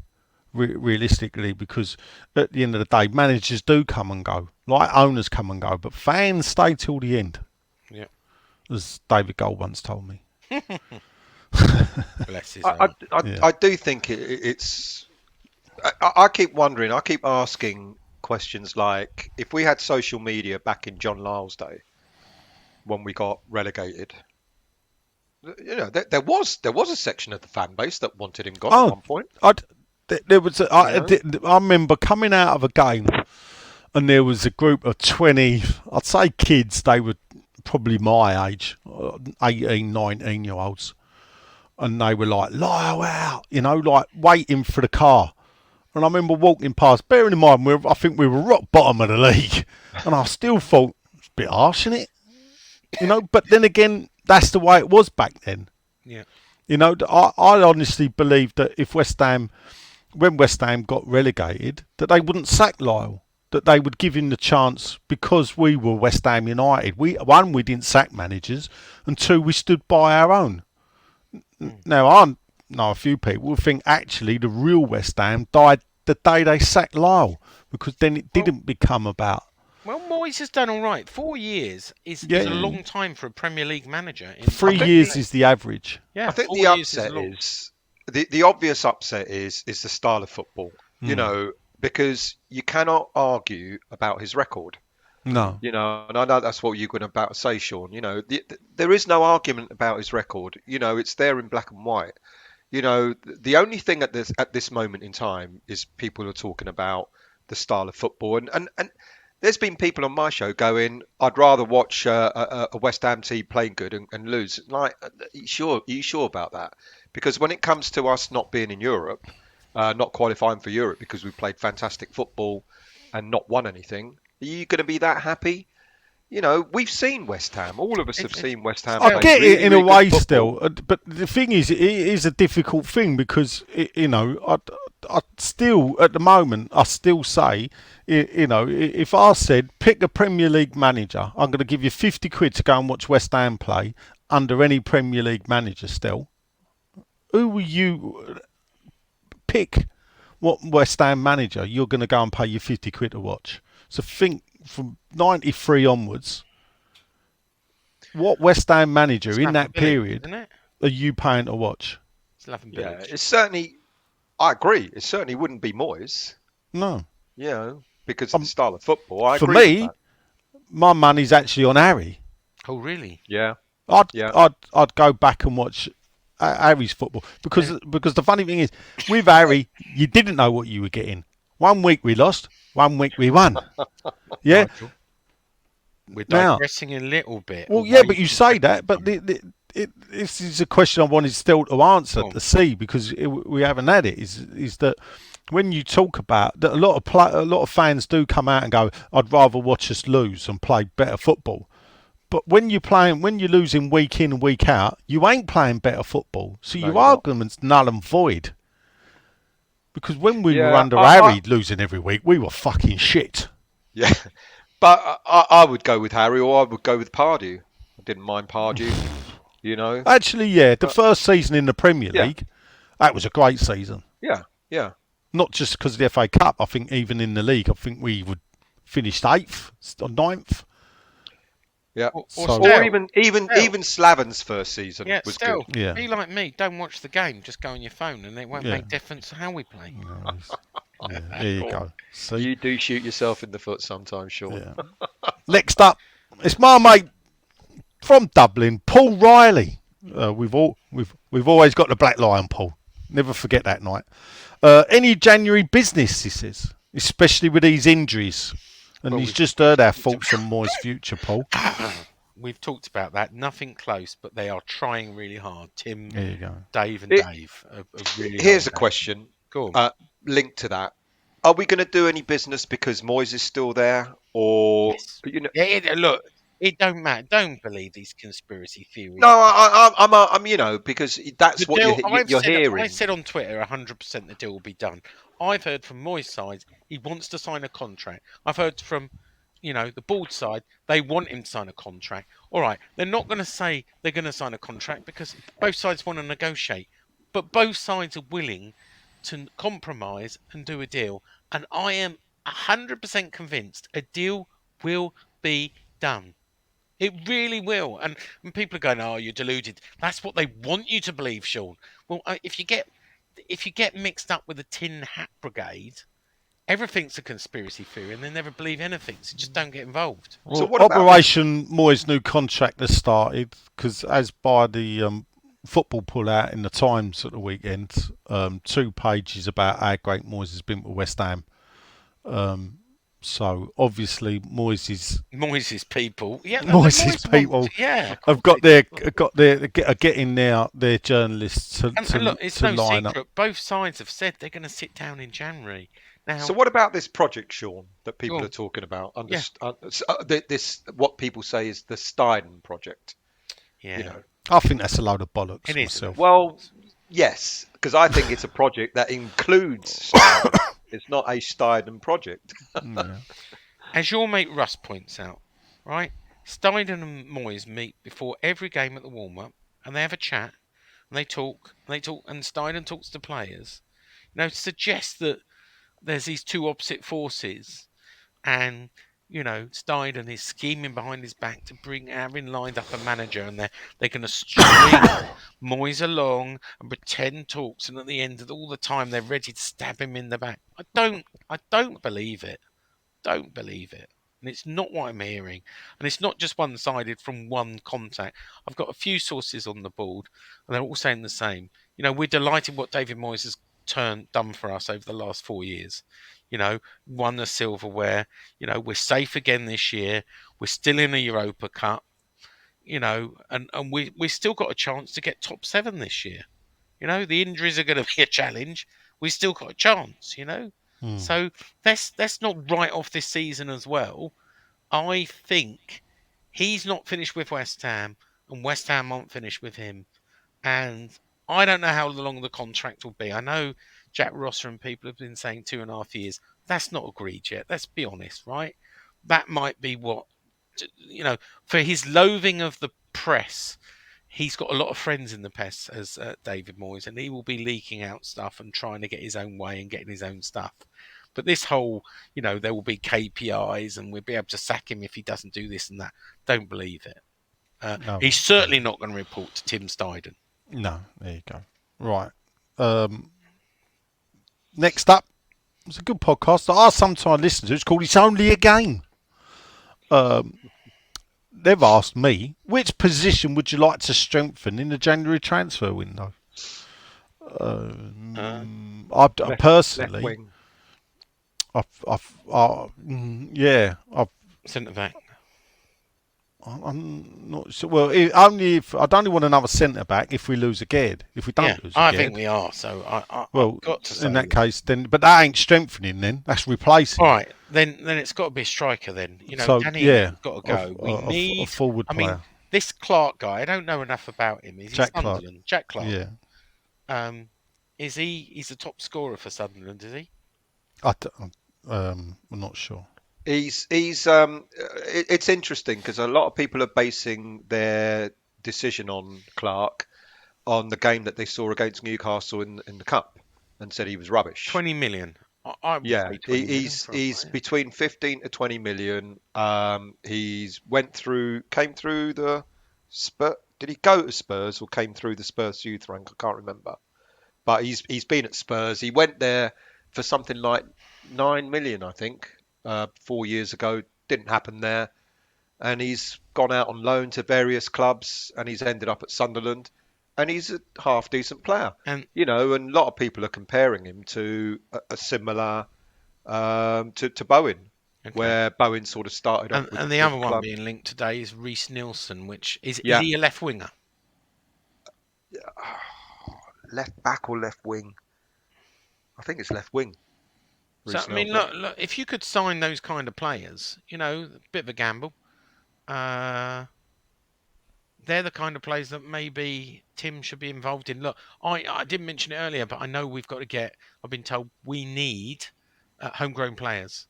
And that's maybe a little bit of outside of Tim's wheelhouse. Because Nelson and Clark will fit that bill. Well, there you go. So I think there is a little bit in that because, we're about out of our 8 players, Johnson going, Aaron Cresswell, not long for this, this probably, he's not got another 12 months in him. You've got a Nang who I don't know if he's going to break through. Coventry's going to go. Then you've got Antonio at the end of his contract. Who else of them are missing? You've got Bowen and Ward-Prowse, who obviously are staying. But the other 6 are on their sort of last legs, aren't they? So you've got to get homegrown talent to put in the squad. Yeah, Nelson is actually primarily a right winger, but is he? But he can play on the left. Okay. I'm trying to find out if he's actually left-footed or right-footed. I can't see it, but yeah. How much would he cost us? He's on the. He wouldn't cost more than. He wouldn't cost more than about 20 mil, 20, give or take. I mean, I don't know. That sounds cheap nowadays. Yeah, Arsenal want to pull our pants down, and they'll probably want more. Only because we overcharged them with Rice. Well, of course we did. So it's not our fault. They bought it wrong. There you go. So we've solved it. We get Lingard on a free, pay as you play, Reece Nielsen and Jack Clark. Done. There you go. Transfer window done. Well done, boys. You're welcome. Tweezer Geezer, who we call Brighty, says, can the board put money up front for transfers without it affecting FFP? Yes. Well, if you'd have listened to last week, you'd have heard that answer. interesting response, feedback on that. After Kieran said what he said, and I wrote it up for a story on Claret U, I put it to the senior source for comment. No comment. All right. Well, I think that tells you everything you need to know, doesn't There it? you go. Yeah. He said because he basically, Brighty thinks they need to put up. Sullivan beget looking down the back of the sofa for change. Not sure, but actually there is money to spend. Generally, if we can see it. A good friend of mine and Stels, it's old Theodore Aphianitis. Oh, I haven't seen him. I've Theo, not for seen. a How you while. doing, Theo? Perhaps we can meet up when the refusing to fade and die, but have disappeared for a short time only. Supporters Club reopens I was going any to say, time aren't soon. they coming back to the last drop? Right, No. I don't know, Sean. If they announced it, No. no. Well, I thought you announced it. Well, Who did we hear it from? Well, heard we it. did hear it from a source, yeah, but but it's not been announced yet, is it? The fan zone has announced they're shutting down. Oh, are they? Yeah, Yes. well, Well, they got to because the supporters club are going to move back in. yeah, But because and also, Oh, this is all a bit bizarre, isn't Orbit. it? Hang on, it's not bizarre. Orbit Live took a chance and won a short-term lease. Oh, I okay. believe they bid, so there was then a proper competitive tender for the lease of the last drop and the Orbit, which was won by a new company. I don't know that new company's name, but it looks like the Supporters Club have got in there quick and tied up the deal. I never thought like they Orbit. were- I always preferred Juicy Fruit myself. But I thought they were going to the uni, weren't they? I think they were in conversation with them, but Yeah. I would agree that Last Drop is a great location. Of course it is. Yeah, ideal. If they can sort things out. Yeah. Like having Yeah. beer on tap and yeah, people behind the bar to serve and little things like that, Otherwise, wonderful. Anyway, what was Theo's question? Yeah, do you know I was going to say something? I think sometimes Nigel needs to just shut up about it because when we do finally reopen, I don't think a warm welcome will be waiting. Exactly. But I The tell you lady what, can I'll put be bloody there though, Sean. yeah. The day it opens. Yeah, me too. Anyway, Andy Happy doesn't New listen to this Year, anyway. says Theo. Who do you think's been our most important this year? He says a fellow member of the goalkeeping union. I think there's an argument it's been Areola. So He's been immense this season. I think it's a been year. okay. But He's been okay. Fabianski's good quality as well. I think it's. Fabianski's I mean, if better. you've got to pick one player, it's got to be Bowen. That's the player I'm thinking. It's got Bowen. to be Bowen. But you've honourable mentions to Paquetá and And Kudus. Kudus. And Alvarez. And Alvarez. You're right. Yeah, it's great. We're sport. We're in a fortunate position that we've got about five or six top quality players at West Ham United. I don't know. right Do you now. know? I think we've got a great, even like 11. Areola, Or- I think Emerson, Yeah. Prowse. Yeah. I know he's not. Oh, Emerson's way Emerson's- improved. Yeah, fantastic. And Even yeah. like Prowse, those Yeah. corners are brilliant. I know he hasn't scored as many assists. He hasn't scored any free kicks yet. But you know what? he's a functional player. Yeah, every time he takes a corner, I think a goal's going to go in. He's worth the 10 million we paid for him. 10? Yeah. I thought we paid 30. Oh, he weren't worth it then. Oh. Hey, I opened the door. There you go. Cheers, Sean. Nick Robinson's give up questioning politicians on the BBC. And he's asked us a question on here. Welcome, Nick. He says, it's great to see you back, Nigel. Why can't we give the away fans the whole allocation of the top tier rather than separate them? Surely it would create a better atmosphere and give us more seats in the lower tier. Brady out. You know the reason. Before Mr. Whetstone interrupts me, You know this. I will answer. Yeah. And it's all to do with turnstiles and segregation, Nicholas. Basically, because we have a shared concourse between upper tiers and lower tiers, you can't segregate just the upper tier. because they would have to come in through a lower tier concourse where West Ham fans would be mingling. There is another reason. Go on then. What's that? The other Premier League rules, Yeah. actually. Yeah. Though, obviously, Newcastle get round it, Sean. But at new grounds. So Yeah. the rule came in after Newcastle put everybody up there. Yeah. Any new grounds that need to be signed off the Premier League now, they have to give some lower to the. If Newcastle redevelop their stadium, they would have to move some of the away fans downstairs. Category 4 UEFA Stadium people, you know. London Stadium. Big deal we made about that before we moved in. And just think of all those European finals they've played there. Yeah, I know. Bit like the acoustics, eh? Yeah. I've always preferred electric guitar myself. Welling Hammer, or Hammer Welling, as he is on Twitter. Hello, guys. He says, with all the injuries to the forward line, who would you like to play in the Ian Pearce emergency forward? He says, silly answers only. He'll go to Alvarez. For those that don't know, West Ham did years ago used to have a tendency of putting central defenders as strikers. I can go far back as a bloke called Paul Hilton. We've got a player that played up front who plays in defence. Who's that? Mavropanos. Oh, was it? Yeah. Apparently, he started his career up front. All right. I don't know how far back. All right. Yeah. But there you go. So he would be the obvious choice, wouldn't he? He would, because Ian Pearce, actually, the reason why we put Ian Pearce up front was, I think at Chelsea, where he was as a young youth player, I think he was a striker. Mhm. And then he went to Blackburn, where he won the Premier League and became a centre half. Which wasn't there a striker, Paul Warhurst, that done that? I think became a centre half.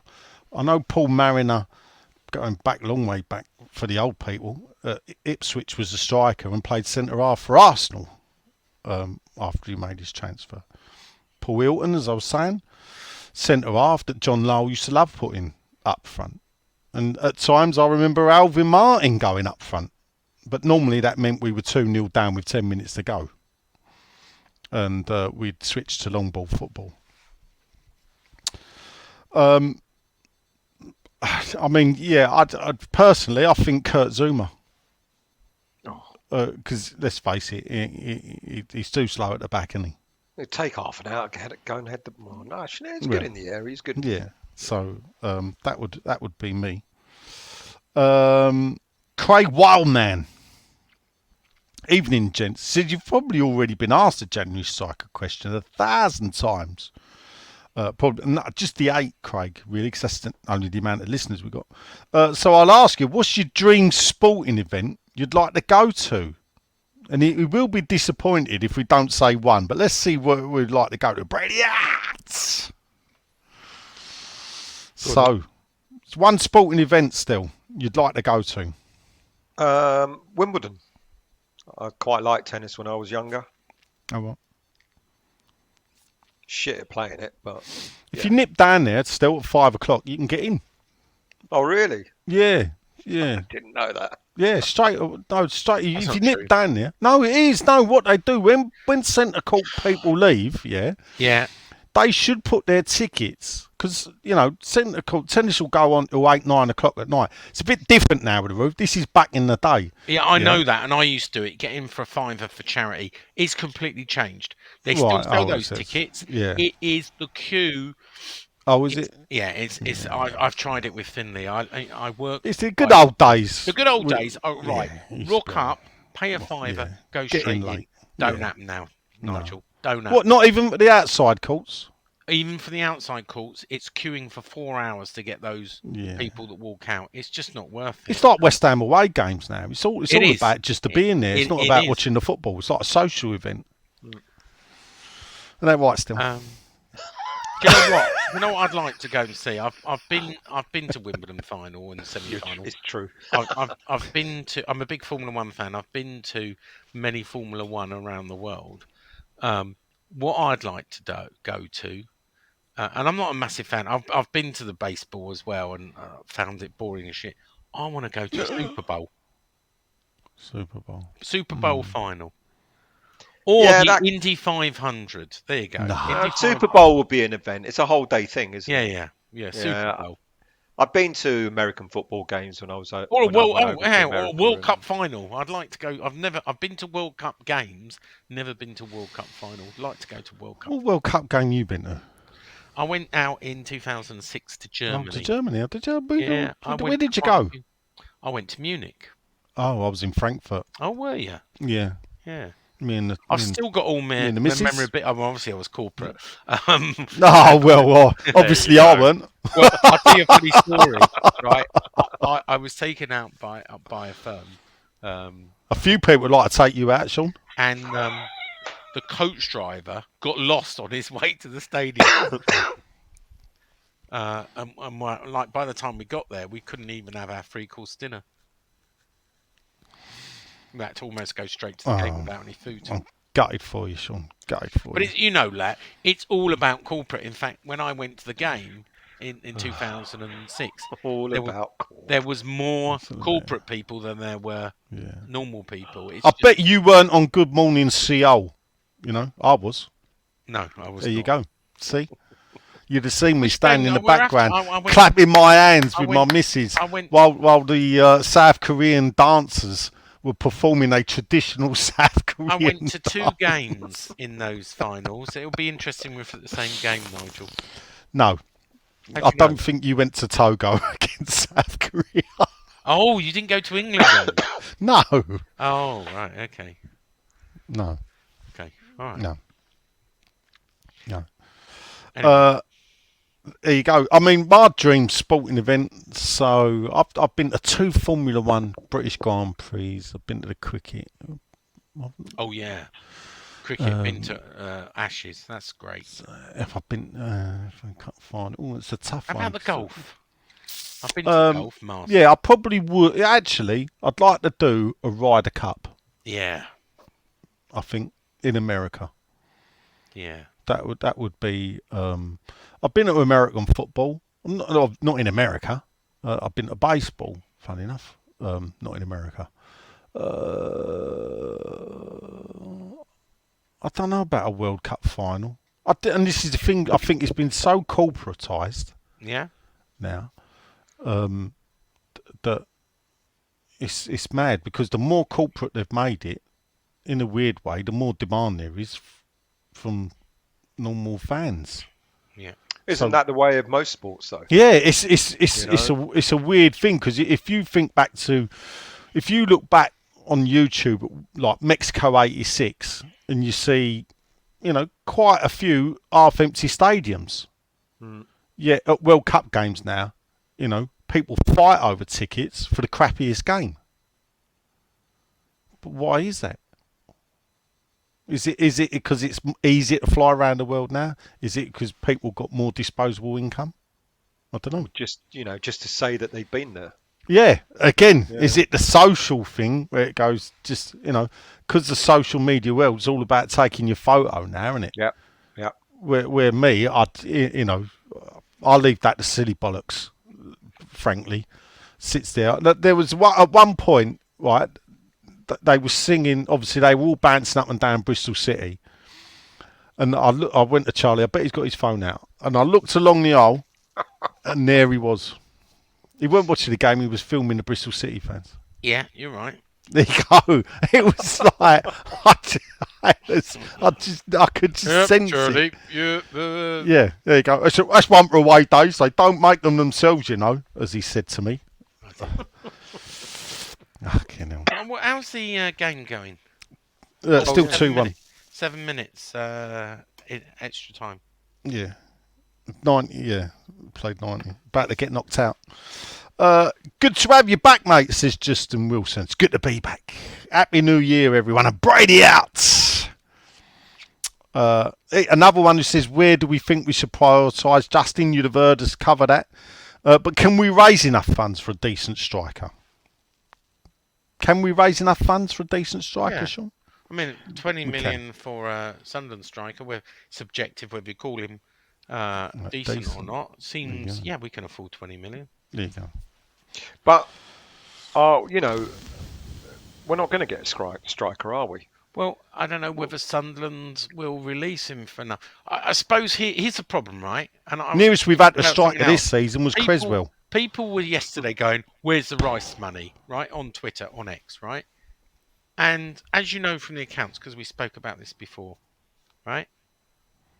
We spent £184 million in the summer of 2022. We spent 129, almost 130 million this summer. Obviously, we got about the same amount, 125 million the opposite way with Skamaka, Rice, etc. You can't keep on spending. I know we just want. We can't keep on spending. Hold up it's not there. sustainable. So, but if before we sold Rice, the season before we sold Rice, we spent 180 million. But bearing in mind that's money that had been saved up because we hadn't spent in other transfer windows, and it was money that we earned by finishing sixth, and it was European money. So we spend that money. Still made a loss that year, though. Well, we still made a loss this year. Yeah, but then we equalise ourselves in this year. So you go, well, you can't spend 122 million. Well, guess what, Sean? You can if you get back 122 million in sales. So therefore, I think people are right to question, there should have been at least 50 million. Every year, West Ham should be able to spend 50 million more than they recoup in the transfer window. We overspent the summer before in anticipation of selling Rice, right? Whether that was right or wrong, I don't know, right? And then we knew we were selling Rice, and it became no extra budget. You can basically spend what you bring in. We bought in 125 million. We spent 129 million. It's as simple as that, right? Mm-hmm. And this summer, right, we spend what we can, maybe 20, maybe 30 million this winter if we have to, just for injuries. We will spend what we can, but ultimately, does someone come in for Paquetá? Does someone come in for Kudus? Does someone come in for a Gur? We can't keep on spending 100 million more than we bring in. It's very unusual for us to bring in that kind of money. 125 million in sales was the most West Ham ever bought in. Often we're losing money. Okay, Jake's not toxic. It's not easy to say. Says, evening, gents. It's good to see us doing questions on Twitter again.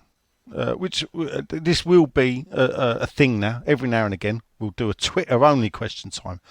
When everyone is healthy again, do you think we'll continue to play Bowen as a striker with Kudus and Lucas on the wings and JWP in behind, with Antonio possibly as a sub? Because it was far more entertaining. Brady out. I think if everyone was fit, Jake, that's the way. That is exactly how we play. And the strange thing is I remember being on a train a couple of games ago. People were talking about we really need a 20-goal a season striker, and there was me thinking, blimey, I think we got one in Bowen, have we? Yeah.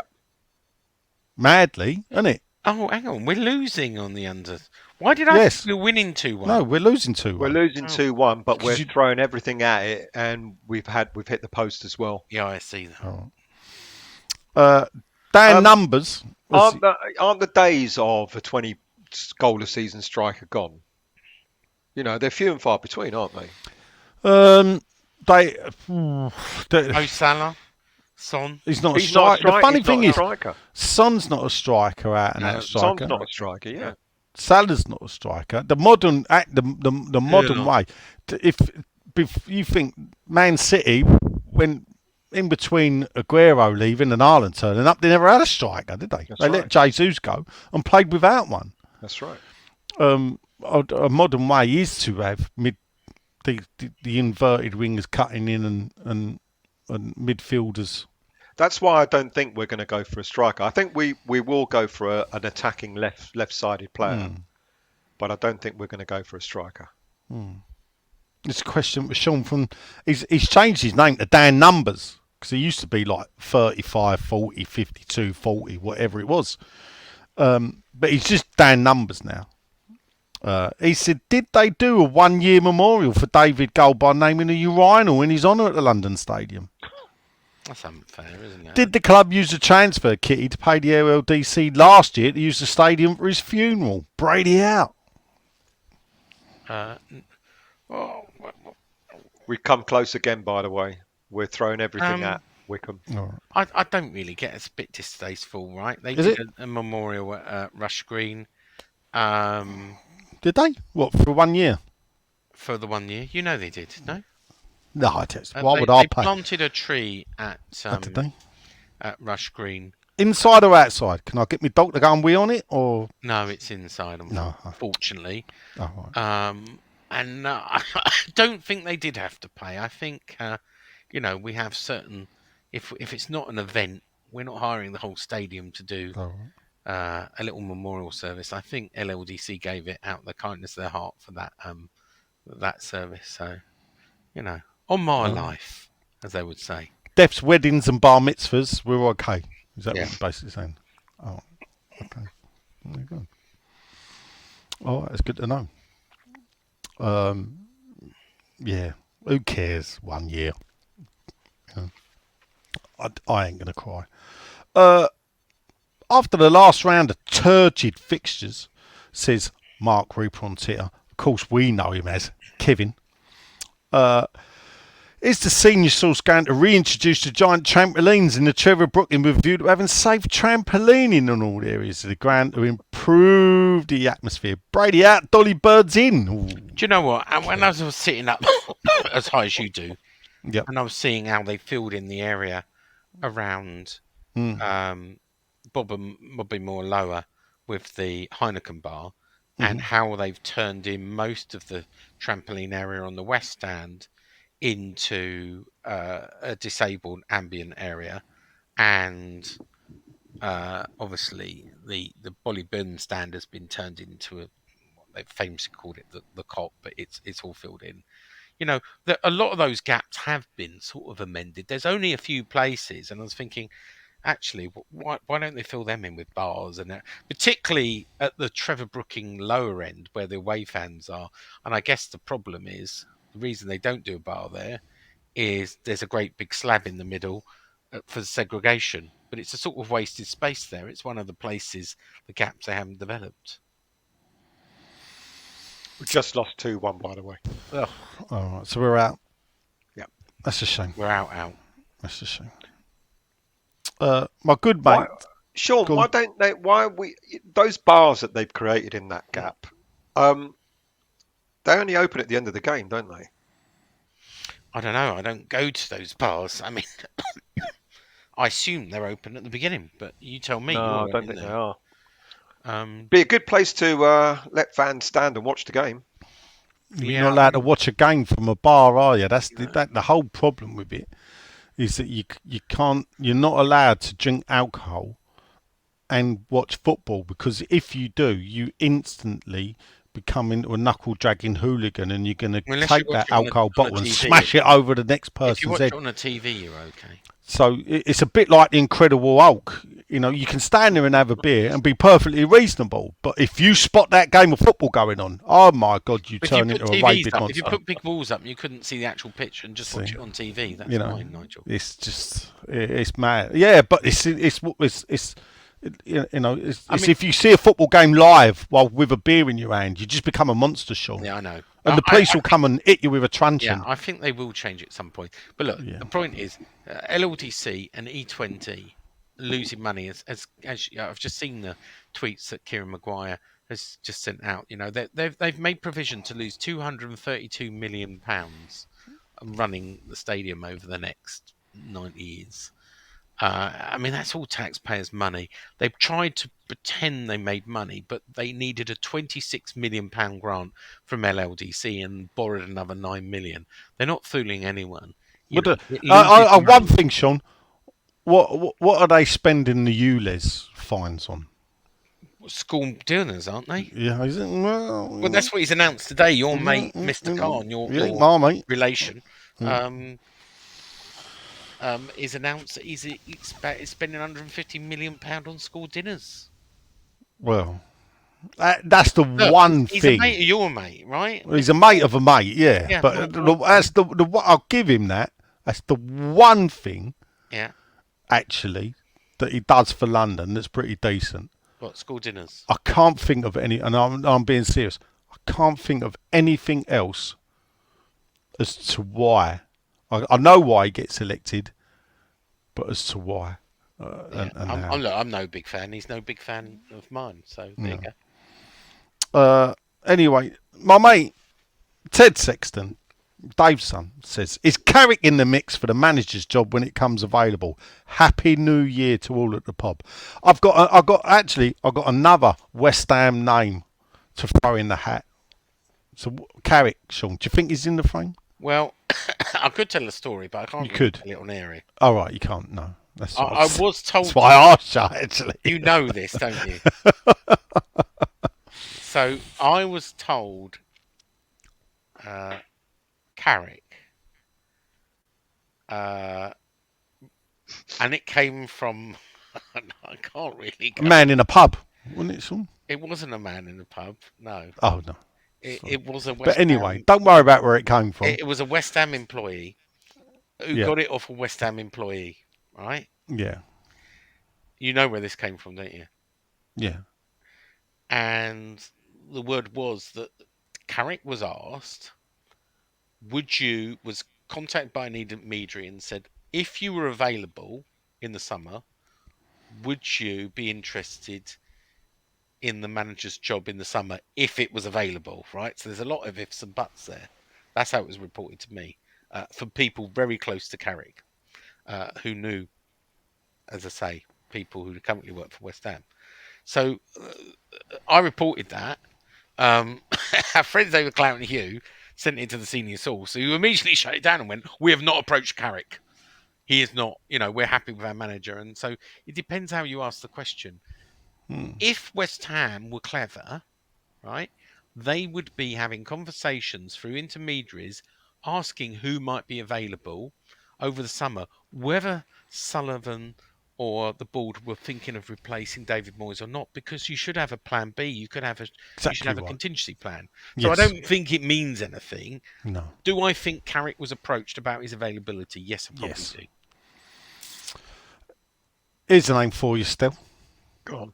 Championship manager, West Ham links, doing better than Michael Carrick. Liam Rossignol. Liam Manning. Liam Rossignol. Oh, Really?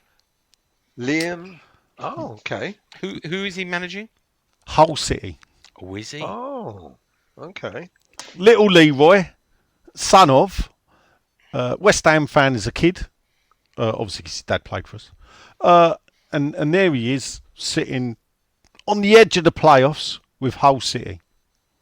A fantastic achievement. Fair play. Doing some good things. I immediately thought Manning because he was Yeah. in our youth, managed Yeah. our youth, didn't he? And we played him. Yeah. He's got Bristol now. But Yeah. yeah, good shout. But Good shout. there's, just keep your eye on, because at the end of the day, if we're looking at managers in the Championship, Carrick's done a good job with Middlesbrough, but there are people doing better jobs. Surprise. The only thing I would say to this, is that an upward step? A lot of fans will see it as a backward step, wouldn't they? Yeah, it here's wouldn't the bother irony. me. And here's the but it's irony. just it would make me laugh. Yeah. The irony is that people want Alonso, but where did Alonso start? He was managing the B team. All right, it was Real Madrid, but he was managing the B team before he got a senior job. So a lot of people would look at a championship manager and go, that's a backward step. That's not necessarily the case, is it? No, what the manager it's can not. bring. No. Our plan only to do Twitter and not Facebook to keep this podcast under 2 hours has failed because we're at No, I didn't say it was to keep it under 2 hours. Yeah. Yeah. Okay. And perhaps, Sean, if you hadn't retweeted it, Yeah, probably that was a yeah. mistake. I'd get quiet when I see that. I thought, well, there you go. You're like a turkey voting for Christmas, you, aren't you? Yeah. Go on. Evening, gents, says Anthony Collins with a G. I don't know why, But I listened back to a 2012 podcast after a 2-1 win, sending us top. All agreed it was boring football with players played out of position. Oh, our times have changed. Yeah, well, that was Allardyce ball, wasn't it? Which current player manager are you looking forward to reading their autobiography? Which current player manager are you looking forward? I mean, if Moyes ever does a book, it'd be interesting to read. I'd be interested to know really what was going on in the background. Yeah, I agree with that. yeah. I said last week, or the week before actually, I really want one of these fly on the wall documentaries, that they've done on with David Moyes to really put an end to what goes on. That Funny thing Moyes is, I doesn't bet take West Ham training would and- want. Well- Bet West Ham would love Amazon to rock up. Secret, don't tell anyone. If I tell you, don't tell anyone. Okay, yeah. West Ham are in negotiations for a major documentary behind the scenes, but it's supposed to be a secret. Okay. So only tell our 8 listeners, okay? Is it with people that use Prime as a logo, but it's not a drink? Can't reveal any more because it's a secret. All right. Okay. Is that going to be our new sponsors as well? I can't reveal any more because it's a secret. All right. I can't see Amazon being our sponsors. Can you? We'd be more DPD, really, wouldn't we? Isn't it? Delivered by pricks and divs.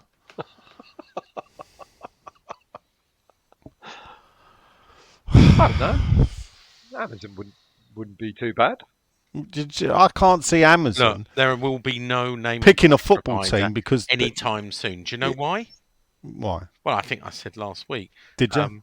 Yeah, I said to Kieran, the problem is they're trying to sell assets, advertising assets, as part of the package that West Ham now own after paying £4 million in rent, and West Ham will not sign off on a naming rights partner until it's agreed on how the split will be. Because guess what? The contract is ambiguous on who gets what and the split over the first 4 million.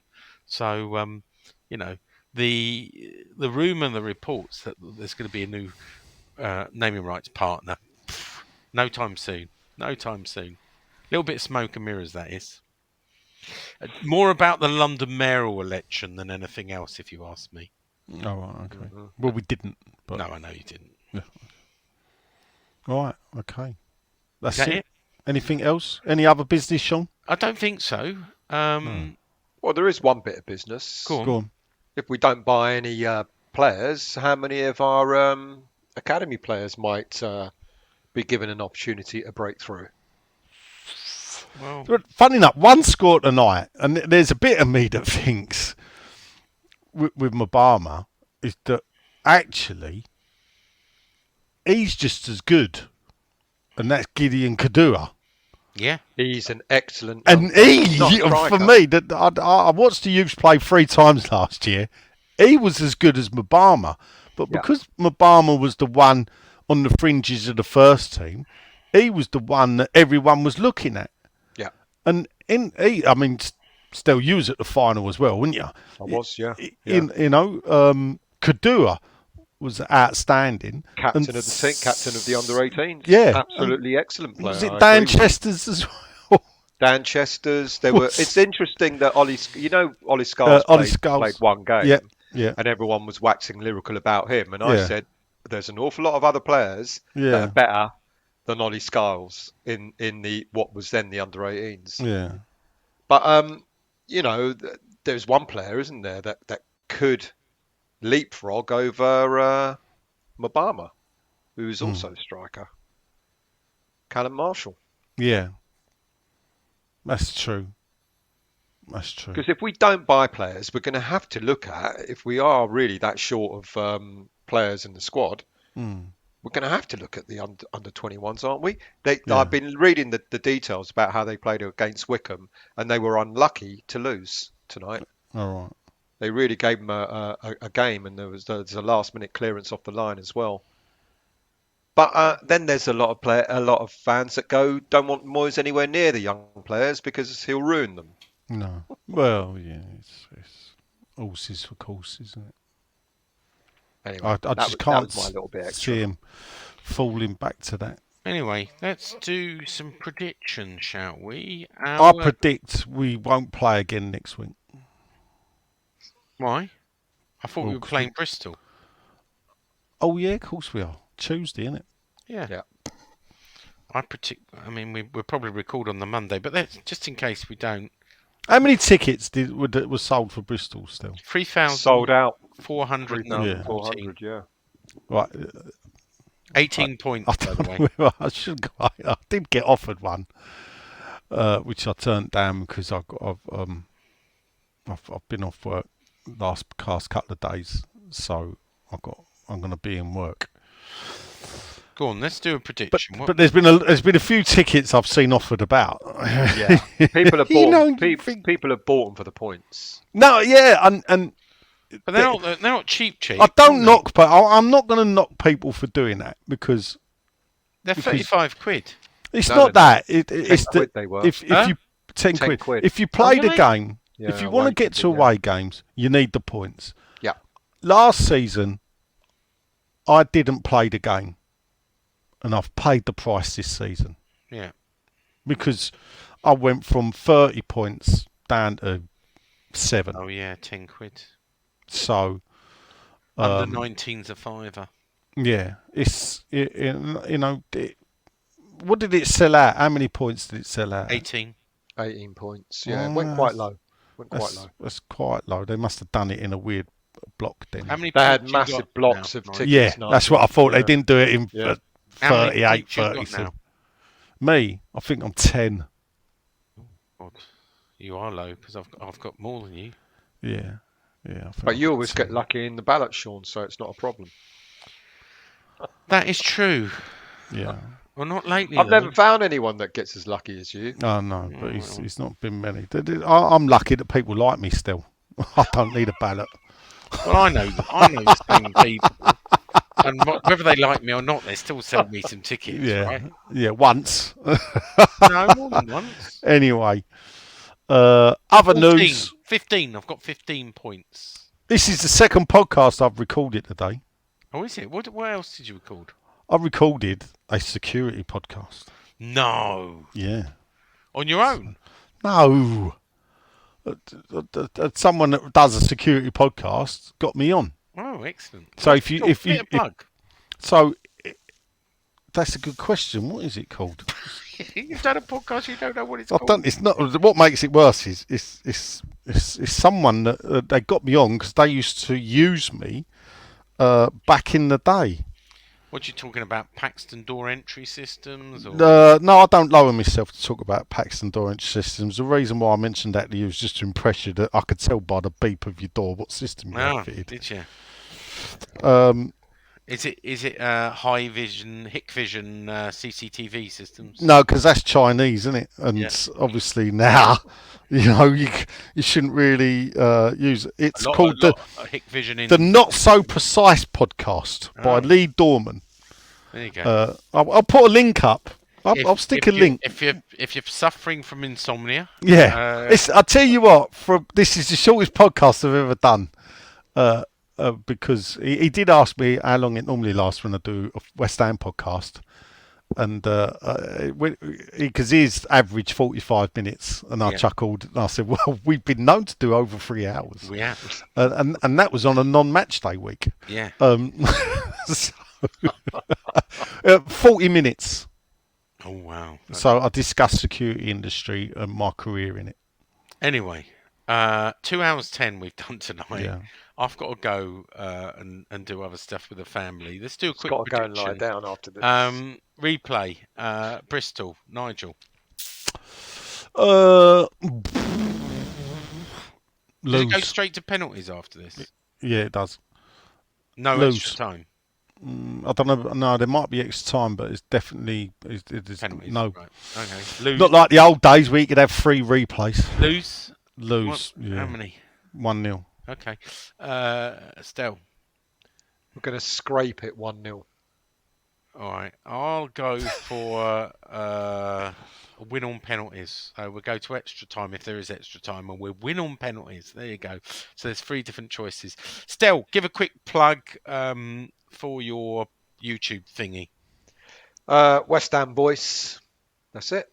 On YouTube. West Ham Force on YouTube for you YouTubers. And anyway, I've been Sean. Nigel has been. I might have another podcast for next week. Oh, okay. So I've finally finished. Stel knows. I finally finished it. Still, the West Ham managers spreadsheet, and I'm quarters of the way through writing it up. I'm on 3,500 words. I mean, that's a long article, isn't it? Yeah.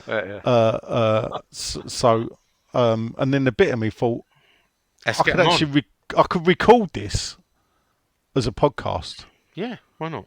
and explain it and I'll work out mathematically who is the greatest West Ham manager. Is Moyes still way on top? Oh, don't don't give away the. You can cut that out. Anyway, right. Anyway, that's all we have time for. We should be back next week without me coughing. Who knows? We might have John. We might have Len. Or we might have another guest. We might have another surprise guest. But Stel, thanks for standing in tonight. You're always welcome. Go and listen to West Ham Voice. He talks a lot of sense, and his sources are impeccable. Come on, you irons. Bobby Moore, more than just a podcast. Bobby Moore, more than just a podcast.